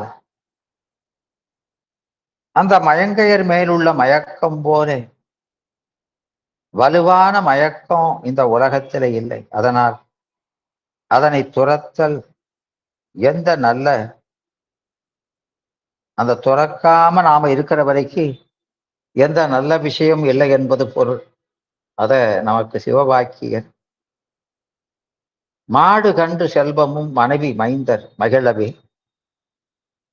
மாட மாளிகை புறத்தில் வாழுகின்ற நாளிலே ஓடி வந்து காலதூதர் சடுதியாக மோதவே உடல் கிடந்து உயிர்களென்ற உண்மை கண்டு உணர்கிறீர் என்று அவர் சொல்லுவார். அதாவது பெரும் செல்வம், செல்வத்தின் அடையாளமான மாடுகள் மந்தைகள் எனும் அந்த ஐஸ்வர்யத்துடன் மாட மாளிகையிலே சேவர்கள் சேவகம் செய்ய மனைவி மக்களுடன் மகிழ்ந்திருக்கும் ஒருவனை, அந்த ஒருவனை காலதேவன் தூதர்கள் வந்து அழைத்து செல்லும் போது அவன் வீடு செல்வம் மனைவி மக்களை விட்டு வெறும் சடலமாக உயிரின்றி கிடக்கும் நிலையினை கண்டு அவனை பிணமெனச் சொல்லி தூர எறியும் நிலை கண்டுமா நீங்கள் உண்மையினை உணரவில்லை என்று சொல்லுவார். எனவே இந்த காமம் என்பது சிற்றின்ப வேட்கை எல்லாமே. ஆனா பொதுநூறாகிய அந்த திருக்குறள்ல கள்ளினும் காமம் கொடியது என்பது இங்கே சொல்லப்படுவது. அந்த திருக்குறள்ல கள்ளினும் காமம் இனியது என்பார்.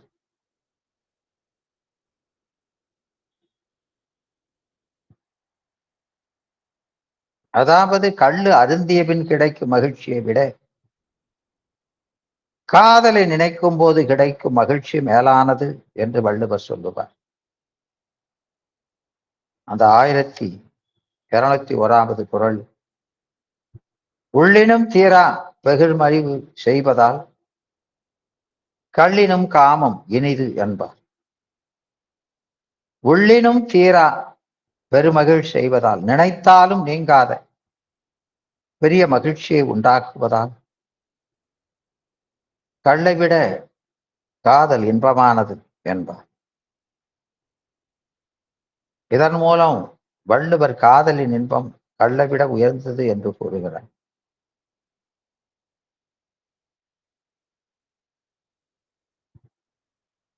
அன்புக்கு உரிமையுடைய முழு அன்பை பெறுவதற்குத்தானே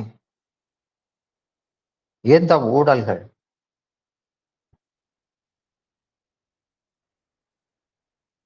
பிரியேஷு சௌபாக்கிய பலா சாருதா என்பது குமார சம்பவம். காம நோய் உற்றார் அறிவது ஒன்றென்று என்பது குறள் 1255. காம கடும்புணல் நீந்தி கரைகாணே என்று சொல்லுவது குறள் 1167. காமம் மறையிறந்து மன்றுபடும் என்பது 1138. இந்த காமம் பலரிய ஊர்மன்றத்தை வெளிப்படும் என்பது. அணியிழை தன் நோய்க்கு தானே மருந்து என்பார் வள்ளுவர். நோயும் அவளே நோய்க்கு மருந்தும் அவளே என்பது குறள் 1102. கண்டார் உயிரென்னும் தோற்றம் என்பது குறள் 1084. இந்த பெண்ணின் கண்களை பார்த்தவர் அந்த அவருடைய உயிரை உண்டுவிடும் என்பார். உயிரை உண்டுனா அறிவை உண்டுவிடும். எனவே மானுடரே, வாழ்வும் செல்வமும் இன்பமும் நிலையற்றது. அதை உணர்ந்து நிலையான இன்பமாகிய சிவத்தை தேடுங்கள் என்பது சிவவாக்கியர் சுருக்கமாக சொல்கின்ற போதனை. இந்த மானுட வாழ்வு நிலையற்றது, நொடியில் மின்னி மறையும் மின்னலை போன்றது. சட்டென தொடங்கி சட்டென முடிந்துவிடக்கூடியது. ஒரு நாள் கரையில் காலையில பூத்து மாலையில் மறைந்து விடும் மலநிலை போன்றது இந்த வாழ்வு. அதனால மின்னல் போல நிற்கும் வெளி போல நிலையற்றது என்பார்கள் ஞானிகள். நிற்கும் வெளி போல் நிலையற்ற வாழ்வை விட்டு நின் பேரின்ப கருணை வெள்ளம் பெருக்கெடுப்பது எக்காலம் என்பது பத்திரகிரியார் பாடல். வாழ்வில் நிலையாமையினை சித்தர்களைப் போல இன்னொருவர் சொன்னதில்லை. நாம் விபூதி சுகம், அந்த விபூதி பூசுகிற அந்த தத்துவமே வாழ்வு நிலையற்றது என்பதை காட்டுவது. ஒரு நாள் நாம் மறைவோம், சாம்பல் கூட மிஞ்சாது என்பதை காட்டுவது. இதனாலே தான் விபூதி சாம்பலை நெற்றியிலே பூசி அதை பூசுபவனும் பூசியத்தை காண்பவனும் ஞானமடைய வழி சொன்ன மதம் நமது மதம். அகத்திய மாமுனியின் சீடன் தொல்காப்பியன் பாடுகிறான், பாங்கரும் சிறப்பில் பல்லாற்றான் நெல்லா உலகம் புள்ளிய நெறித்தே என்பான். அதாவது உயிரும் உடம்பும் செல்வமும் இளமையும் முதலியவற்றாலும் நிறைவேலில்லாத உலகம் என்கின்றார் அவர்.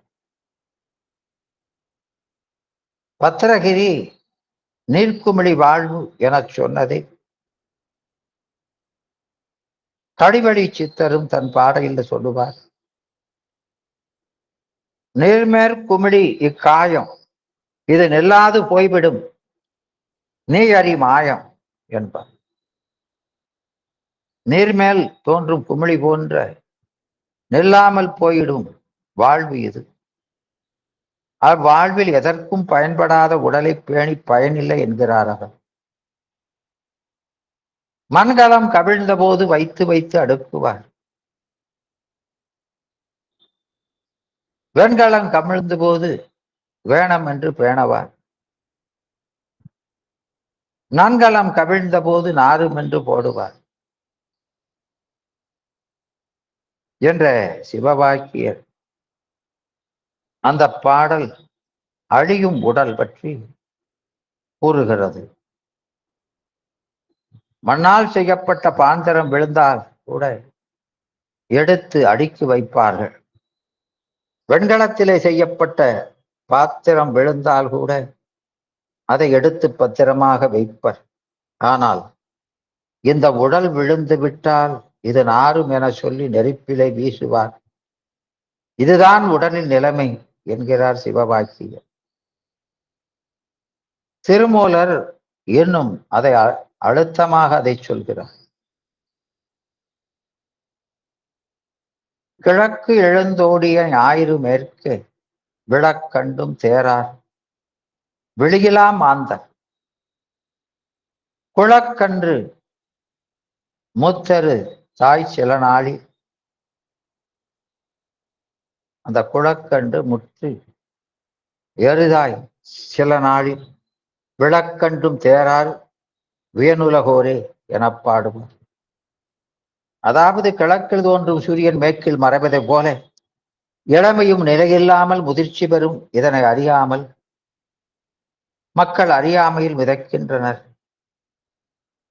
மனிதர்கள் இந்த நிலைமை காலத்தை பெரிதாக நினைத்து வாழ்கின்றனர் என சலித்து போகிறார் அவர். பிறக்கும் போது உள்ள பெருமையைப் போலவே இறக்கும் போது எய்துவிடும் குதம்ப என்பார் குதம்பை சித்தர். அதாவது எல்லாருக்கும் இளமை வரும் போய்விடும். முதுமையில் இளமை காலங்களில் நினைவுகள் மட்டுமே வரும். ஆனால் இளமை மீண்டும் வராது என்கிறார்.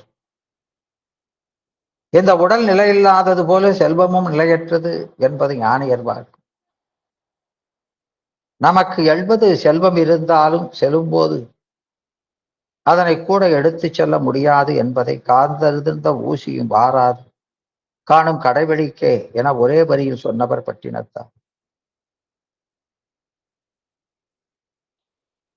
பத்தும் புகுந்து பிறந்து வளர்ந்து பட்டாடை சுற்றி முத்தும் பவளமும் பூண்டு ஓடி ஆடி முடிந்த பின்பு செத்து கிடக்கும் பிணத்தருகே இனி சாம்பிணங்கள் கத்தும் கணக்கென்ன கான் கைலாபுரி காலத்தியே என எல்லோரும் ஒரு நாள் அழிய வேண்டும் என்பதை சொன்னவரும் அவர்தான். அவர்கள் தன் பந்தமும் செல்வமும் கூட வராது, தன் பாப புண்ணியம் மட்டுமே தன்னை தொடரும் என்பதை பாடுகின்றார். அந்தமும் வாழ்வும் அகத்து மட்டே விழி அன்பு ஒழுக மெத்திய மாதரும் வீதி மட்டே விம்மி விம்மி இரு கைத்தலை மேல் வைத்து அழு மைந்தரும் சுடுகாடு மற்றே பற்றி தொடரும் இருவினை புண்ணிய பாவமே. அதுதான் நம்மை பற்றி தொடர்பு. இந்த கருத்தையே குதம்பை சித்தர் பாடுகின்றார். தேடிய சொம்பொன்னும் செத்தபோது உன்னோடு நாடி வருவதுண்டோ போம்போது தேடும் பொருளில் அணுவேனும் சாம்போதுதான் வருமோ என்று சொல்லுவார். இதை பாம்பாட்டி சித்தர் மலை போன்ற செம்பற்புவை வைத்திருப்பவர் மரளிதான் வருகையில் வாரிச் செல்வரோ, கூடு போன பின்பு அவற்றால் கொள்பயன் எண்ணம். கொத்தன் பதங்குறித்து நின்று ஆடு பாம்பே, யானை சேனை தேறி பரியாவும் அணியாய், யமன் வரும்போது துணையாமோ அறிவாய், ஞானம் சற்றுமில்லாத மாந்தருக்கு புத்தி, நாடி வரும்படி நீ நின்ற ஆடு பாம்பே என்று சொல்லுவார். அதாவது மலை போன்ற செல்வங்களை வைத்திருந்தாலும் யமன் வந்து அழைக்கின், அது பயன்படுமா என்று கேட்கிறார். அதனாலதான் பாம்பாட்டி சித்தர் பாடுவார், மாணிக்க மாமணிமுடி வாகு வலயம், மார்பில் தொங்கும் பதக்கங்கள் மற்றும் பணிகள், ஆணிப்பொன் முத்தாரம், அம்பன் அந்த கடகம், அடிவான பொருள் என நின்ற ஆடு பாம்பே என்பார். காயமே இது பொய்யடா, வெறும் காத்தடைத்த பையடா, மாயனாரம் குயவன் செய்த மண்ணு பாண்டம் ஓடடா என்றார் சித்தர். லேலையாமையை பற்றி அழகான ஒரு காட்சி உண்டு. மகாபாரதத்துல யட்ச பிரசனம் என்பது தத்துவங்களின் பெட்டகம். அதில் யமதர்ம ஒரு கேள்வி கேட்கிறார், தர்மபுத்திரரே இந்த உலகிலே ஆச்சரியமான விஷயம் எது என்று. அதற்கு யுதிஷ்டிரர் பதில் சொல்லுகிறார், மனிதன் அன்றாடம் தன்னை சுற்றி இறப்பை பார்க்கிறான். பக்கத்து வீட்டுல பார்க்கிறான், எதிர்த்த வீட்டுல பார்க்கிறான், என் வீட்டுல பார்க்கிறான். ஆனாலும் தான் நிலையாக இருக்க போகிறவன் என்று நினைத்துக் கொண்டிருக்கிறானே, இதைவிட ஆச்சரியமான விஷயம் எது என்று சொல்கிறார். இந்த தத்துவத்தை தான் பாடலின போதிக்கின்றார் சிவவாக்கியர். படுகின்ற உம்பருக்குள் ஆடுபாத உண்ணியே, பழுதியில்லாத தர்ம கூட்டம் விட்ட எங்கள் பரமனே, நீடு பொன் அம்பலத்துள் ஆடுகின்ற அப்பனே, நீலகண்ட காலகண்ட நித்திய கல்யாணனே என்று சொல்லுவார். உத்தமமான பக்தர்கள் சிவனை உன்னிப்பாக உன்னி தியானம் செய்து அந்த பரம்பொருளை நுணுக்கமாக அவதானித்து தியானத்திலே சிந்திக்கும் போது அந்த பொன்னம்பலத்தில் ஆடுகின்ற நடராஜ கோலத்தை காண்பார்கள். நீலகண்டனாக நின்றதையும் கரிய கழுத்து கொண்டவனை நித்திய பரம்பொருளை காண்பார்கள் என்பது இந்த பாடலின் பொருள். தியானத்தில மனத்தை செலுத்தில் உச்சநிலை அடைந்தால், ஞான பெருநிலை அடைந்தால், பொன்னம்பலத்தில் ஆடும் நடராஜகோலம் முதல் நீலகண்ட கோலம் வரை காணலாம் என்பது பொருள். எனவே இரக்கம் என்பது என் இடத்திலே ஜனனி இகழ்தியே அக்தி இயல்பு மற்றடியே பறக்க நின் அருட்கிறக்கமே அடைந்தேன். அருட்கிறக்கம் முதல்ல பொருட்கிறக்கம் இருந்தது, மருட்கிடக்கம், பொருட்கிடக்கம், அருட்கிடக்கம் என்று அடைந்தேன். பார்த்திலாய்களோ பார்த்தனை எனில் நீ கரப்பது உன் தனக்கு அழகன்று கண்டாய். காலகண்டனே கங்கை நாயகன் திறக்க நெற்றியாய் ஒற்றியாய் தில்லை சிற்றம்பலம் திகழ்வொளி விளக்கே என்பது இந்த இரண்டாவது திருமுறை பாடல். இதுல யோக தத்துவத்தை சொல்கிறார் சிவபாக்கி. ஒருவர் யோகத்திலே அமரும் போது அவன் மனம் கடைப்படும் போது முதலில் அவனிடமிருந்த அசுத்தங்கள் மாயைகள் எல்லாம் வெளியேறும். அதை பிரபஞ்சத்திடம் சமர்ப்பிக்க வேண்டும். சிவன் நீலகண்டனாய் விஷமறிந்து நின்றார் என்பது அதுதான். அதன் பின்பே ஒருவன் பொன்னிறமான தேகத்தை, சூக்கும தேகத்தை, ஒளி மிகுந்த தேகத்தை அடைவான். ஒரு ஆத்மா தன்னில் ஒளியறி இறைவனில் கலந்த நிலையினை அடையும் போது அது பொன்னிறம் ஆகின்றது. மண்ணிலே விடும் மழை மண்ணின் நிறம் பெறுவது போல தூய இறைவனில் கலக்கும் ஆன்மா பொன்னிறத்தை அடைகிறது. வெள்ளி பொன்மேனியது ஒப்பும் வினையுடைய உள்ளுடம்பினாய ஒளி என்பாள் ஔவையார். அந்த ஔவையின் வரிகளைத்தான் சிவபாக்கியரும் சொல்லுவார், பொன்னார். இத ஆரூரர் பொன்னார் மேனியனை புலித்தோலை அரைக்கசைத்து மின்னார் செஞ்சடமே மிளிர் கொன்றை அணிந்தவனே மண்ணே மாமணியே மலபாடியுன் மாணிக்கமே அன்னே உன்னையல்லால் இனி யாரை நினைத்தேனே என்பார்.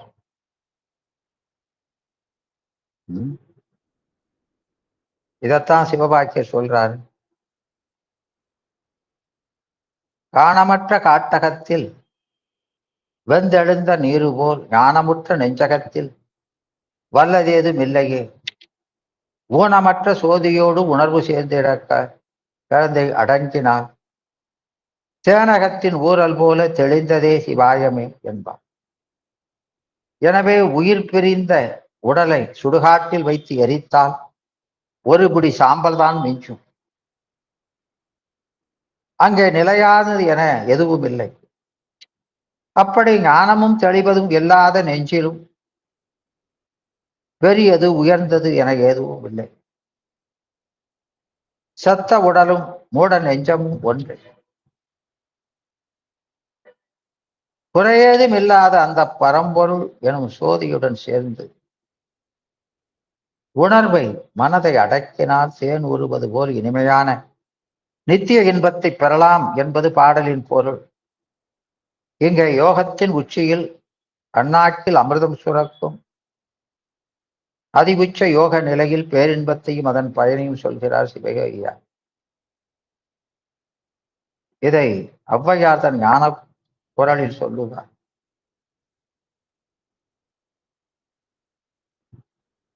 எல்லையில் என் அமிர்தம் உண்டாய் இனிதிருக்கில் தொல்லை முதலொழியே யாம் என்று. அதனால எங்க இந்த கழிவுகளுடைய நிலையாமையை உணர்ந்து நாம நினைத்தோறும் காணும் தோறும் பேசும் தோறும் அனைத்து எலும்பு உள்நக ஆனந்த தேன் சொரியும் அந்த குனிப்பு உடையானையே நாம் அடைந்து நிற்கணும். அதனால இந்த கருவிகள்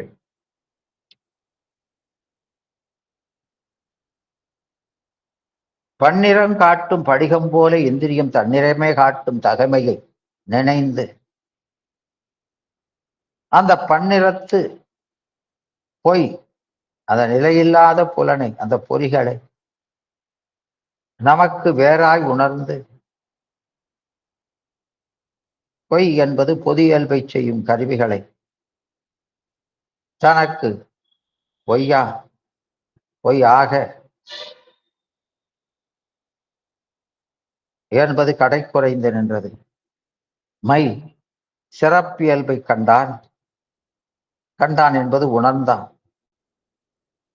அந்த பொய்ப்பொருளுக்கு வேறாய் மெய்ப்பொருளுக்கு தெய்வமா என்றார். அதனால அவை இந்த கருவி கூட்டம் நீங்க வழி நான் நீங்க இடத்து கேவலமாய் அறிவு விளக்கமின்றி சூனியமாய் முடியுமாகலின்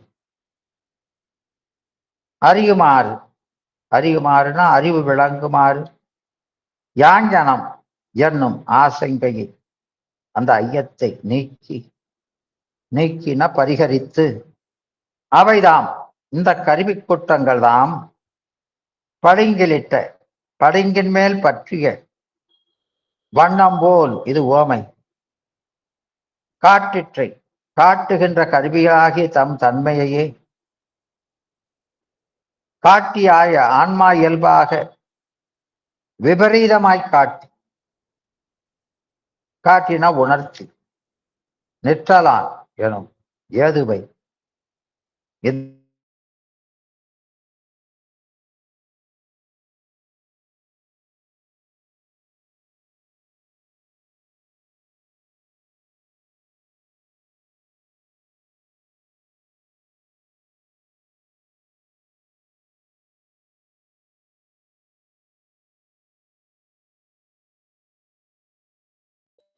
ஆன்ம இயல்பாக காட்டுகின்ற தகை அந்த தன்மையை நினைந்துனா தெளிந்து பன்னிறத்து பலவாய தன்மையை காட்டுகின்ற இந்த பொய்ப்புலனை பொறிகளை வினை வழி விளக்கம் செய்கின்ற பொறிகளை தனக்கு ஆன்மாவுக்கு வேறு என்று ஆன்ம இயல்புக்கு வேறான சடப்பொருள் என்று உணர்ந்து அந்த பொது இயல்பை செய்கின்ற பொய் நமக்கு வேற்றினமான கருவிகள் காட்டும் அறிவு பொது இயல்பு அது பொய்யாக ஆக என்பது கடை குறைந்து நின்றது.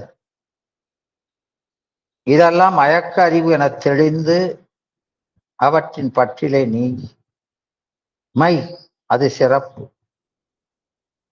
இதையே பெத்த முக்திகள் என்பார் உமாபதி சிவம் 99 சிவபிரகாச 99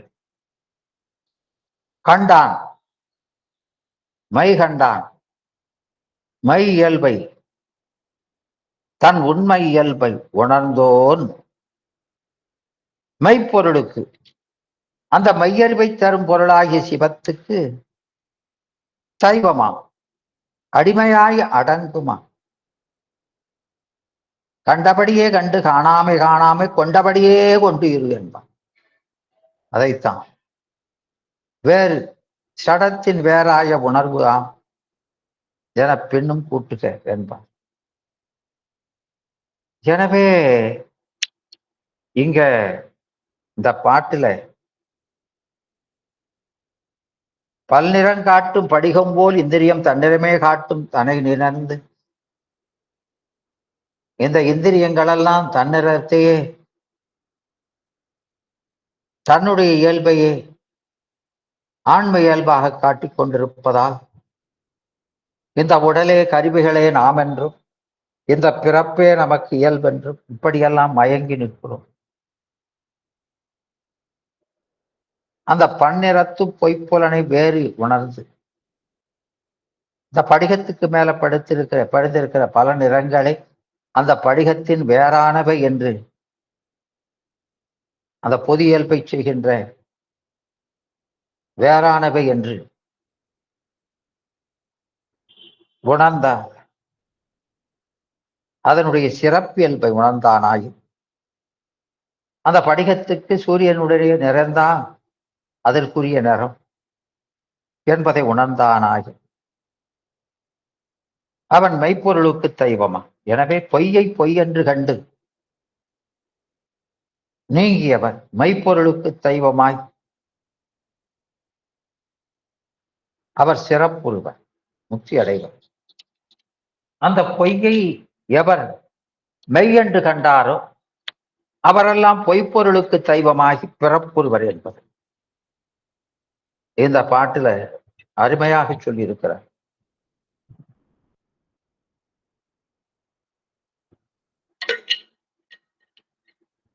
எனவே இங்க ஓமை தன்னை சார்ந்த பல்வேறு வகைப்பட்ட பொருள்களின் வண்ணங்களையே தன்மாட்டு தன்னிறமாய் காட்டு இயல்புடைய படிகம் போல என்பது ஓமை.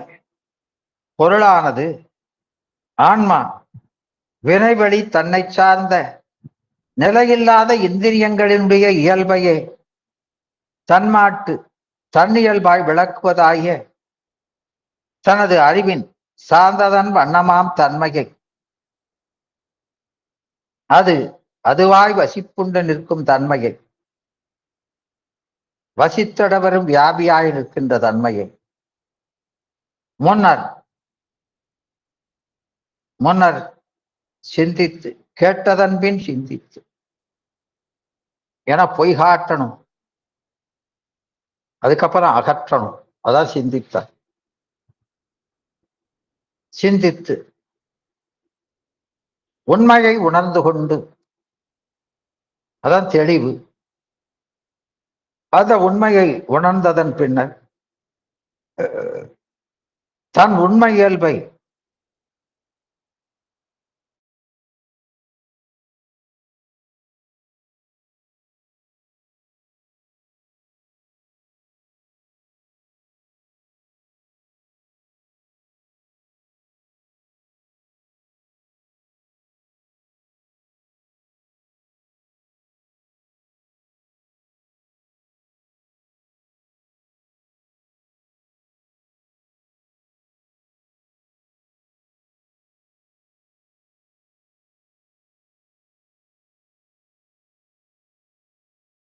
அந்த கருவிகளின் சார்பினால் வினைவழி விளங்குகின்ற பாசஞானத்தை நமது பொது இயல்பையாய் அதனால் விளங்குகின்ற அந்த அறிவு மயக்க அறிவேயாம் எனக் கண்டு சித்தாகிய நமக்கு சடத்தை சார்ந்து அறிவது இயல்பல்ல என்று தெளிந்து அந்த சார்பு சித்துப்பொருளுக்கு சடச்சார்பு பகை. அந்த சார்பு அதான் துன்பச் சார்பு ஒளியுமாறு ஒளியும் வகையிலே தனது சிறப்பியல்பை சிவ அறிவால் அறிவதே நம் இயல்பு என உணர்ந்தான் ஆயின், அது உணர்தற்கு அறிவை நோக்கி உணர்ந்தானாயின் அவன் தன் அறிவு செயல்களை விளக்கும் பரம்பொருளாகிய சிவத்துக்கு அடிமையாய் அடங்கவே விளக்குவோன் அறிவில விளங்கும் அறிவு அடங்கவே. அப்படி அடங்க அடங்க அந்த பரம்பொருளினுடைய இயல்பு தன் இங்க தன் என்பது தன் ஆன்ம அறிவின் மாட்டு. அந்த அறிவின் மாட்டினா அறிவினிடத்திலே விளங்கச் செய்வன் அந்த பரம்பொருள். எனவே சத்துடன் என்று அசைத்து நீங்கி அந்த அசத்து நீங்கி சத்தாம் தன்மையை பெறுதல். அப்போது முன் பத்தத்தின் சடமாய கருவி சார்பாகும் விளங்கிய நமக்கு விளங்கி வந்த பொது இயல்பு அந்த பாசஞானம் தனக்கு வேறாய் ஒளி. அது பகல் விளக்காய் தான்மாட்ட பகல் விளக்காய். ஆமா, அத இரவில விளக்கு போல அதை நீக்கிடக்கூடாது. அதை எப்படி நீக்கணும்னா பகல் விளக்காய். பகல்ல இந்த விளக்கு நமக்கு பயனின்றி சுமையாய் அதனால மற்ற அது பகல் விளக்கின் மாய்ந்திட வருவது உண்டேல் பெற்றிடும் அதனை மாய பிறப்பினை அறுக்கலாமே என்பார். ஆமா, அதனால அந்த தகவிலா மலங்கள் நீர்த்த அந்நிலை,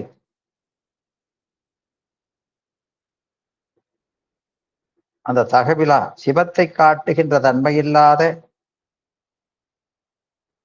அந்நிலை,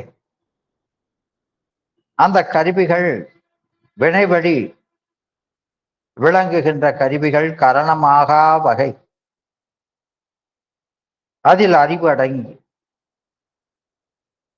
நமக்கு அந்த சிவஞானத்தில் அறிவு அடங்கி மன்னிட மன்னவும் செய்ய வியாபியாய வான்பயன் தோன்றும் என்பார். ஆமா,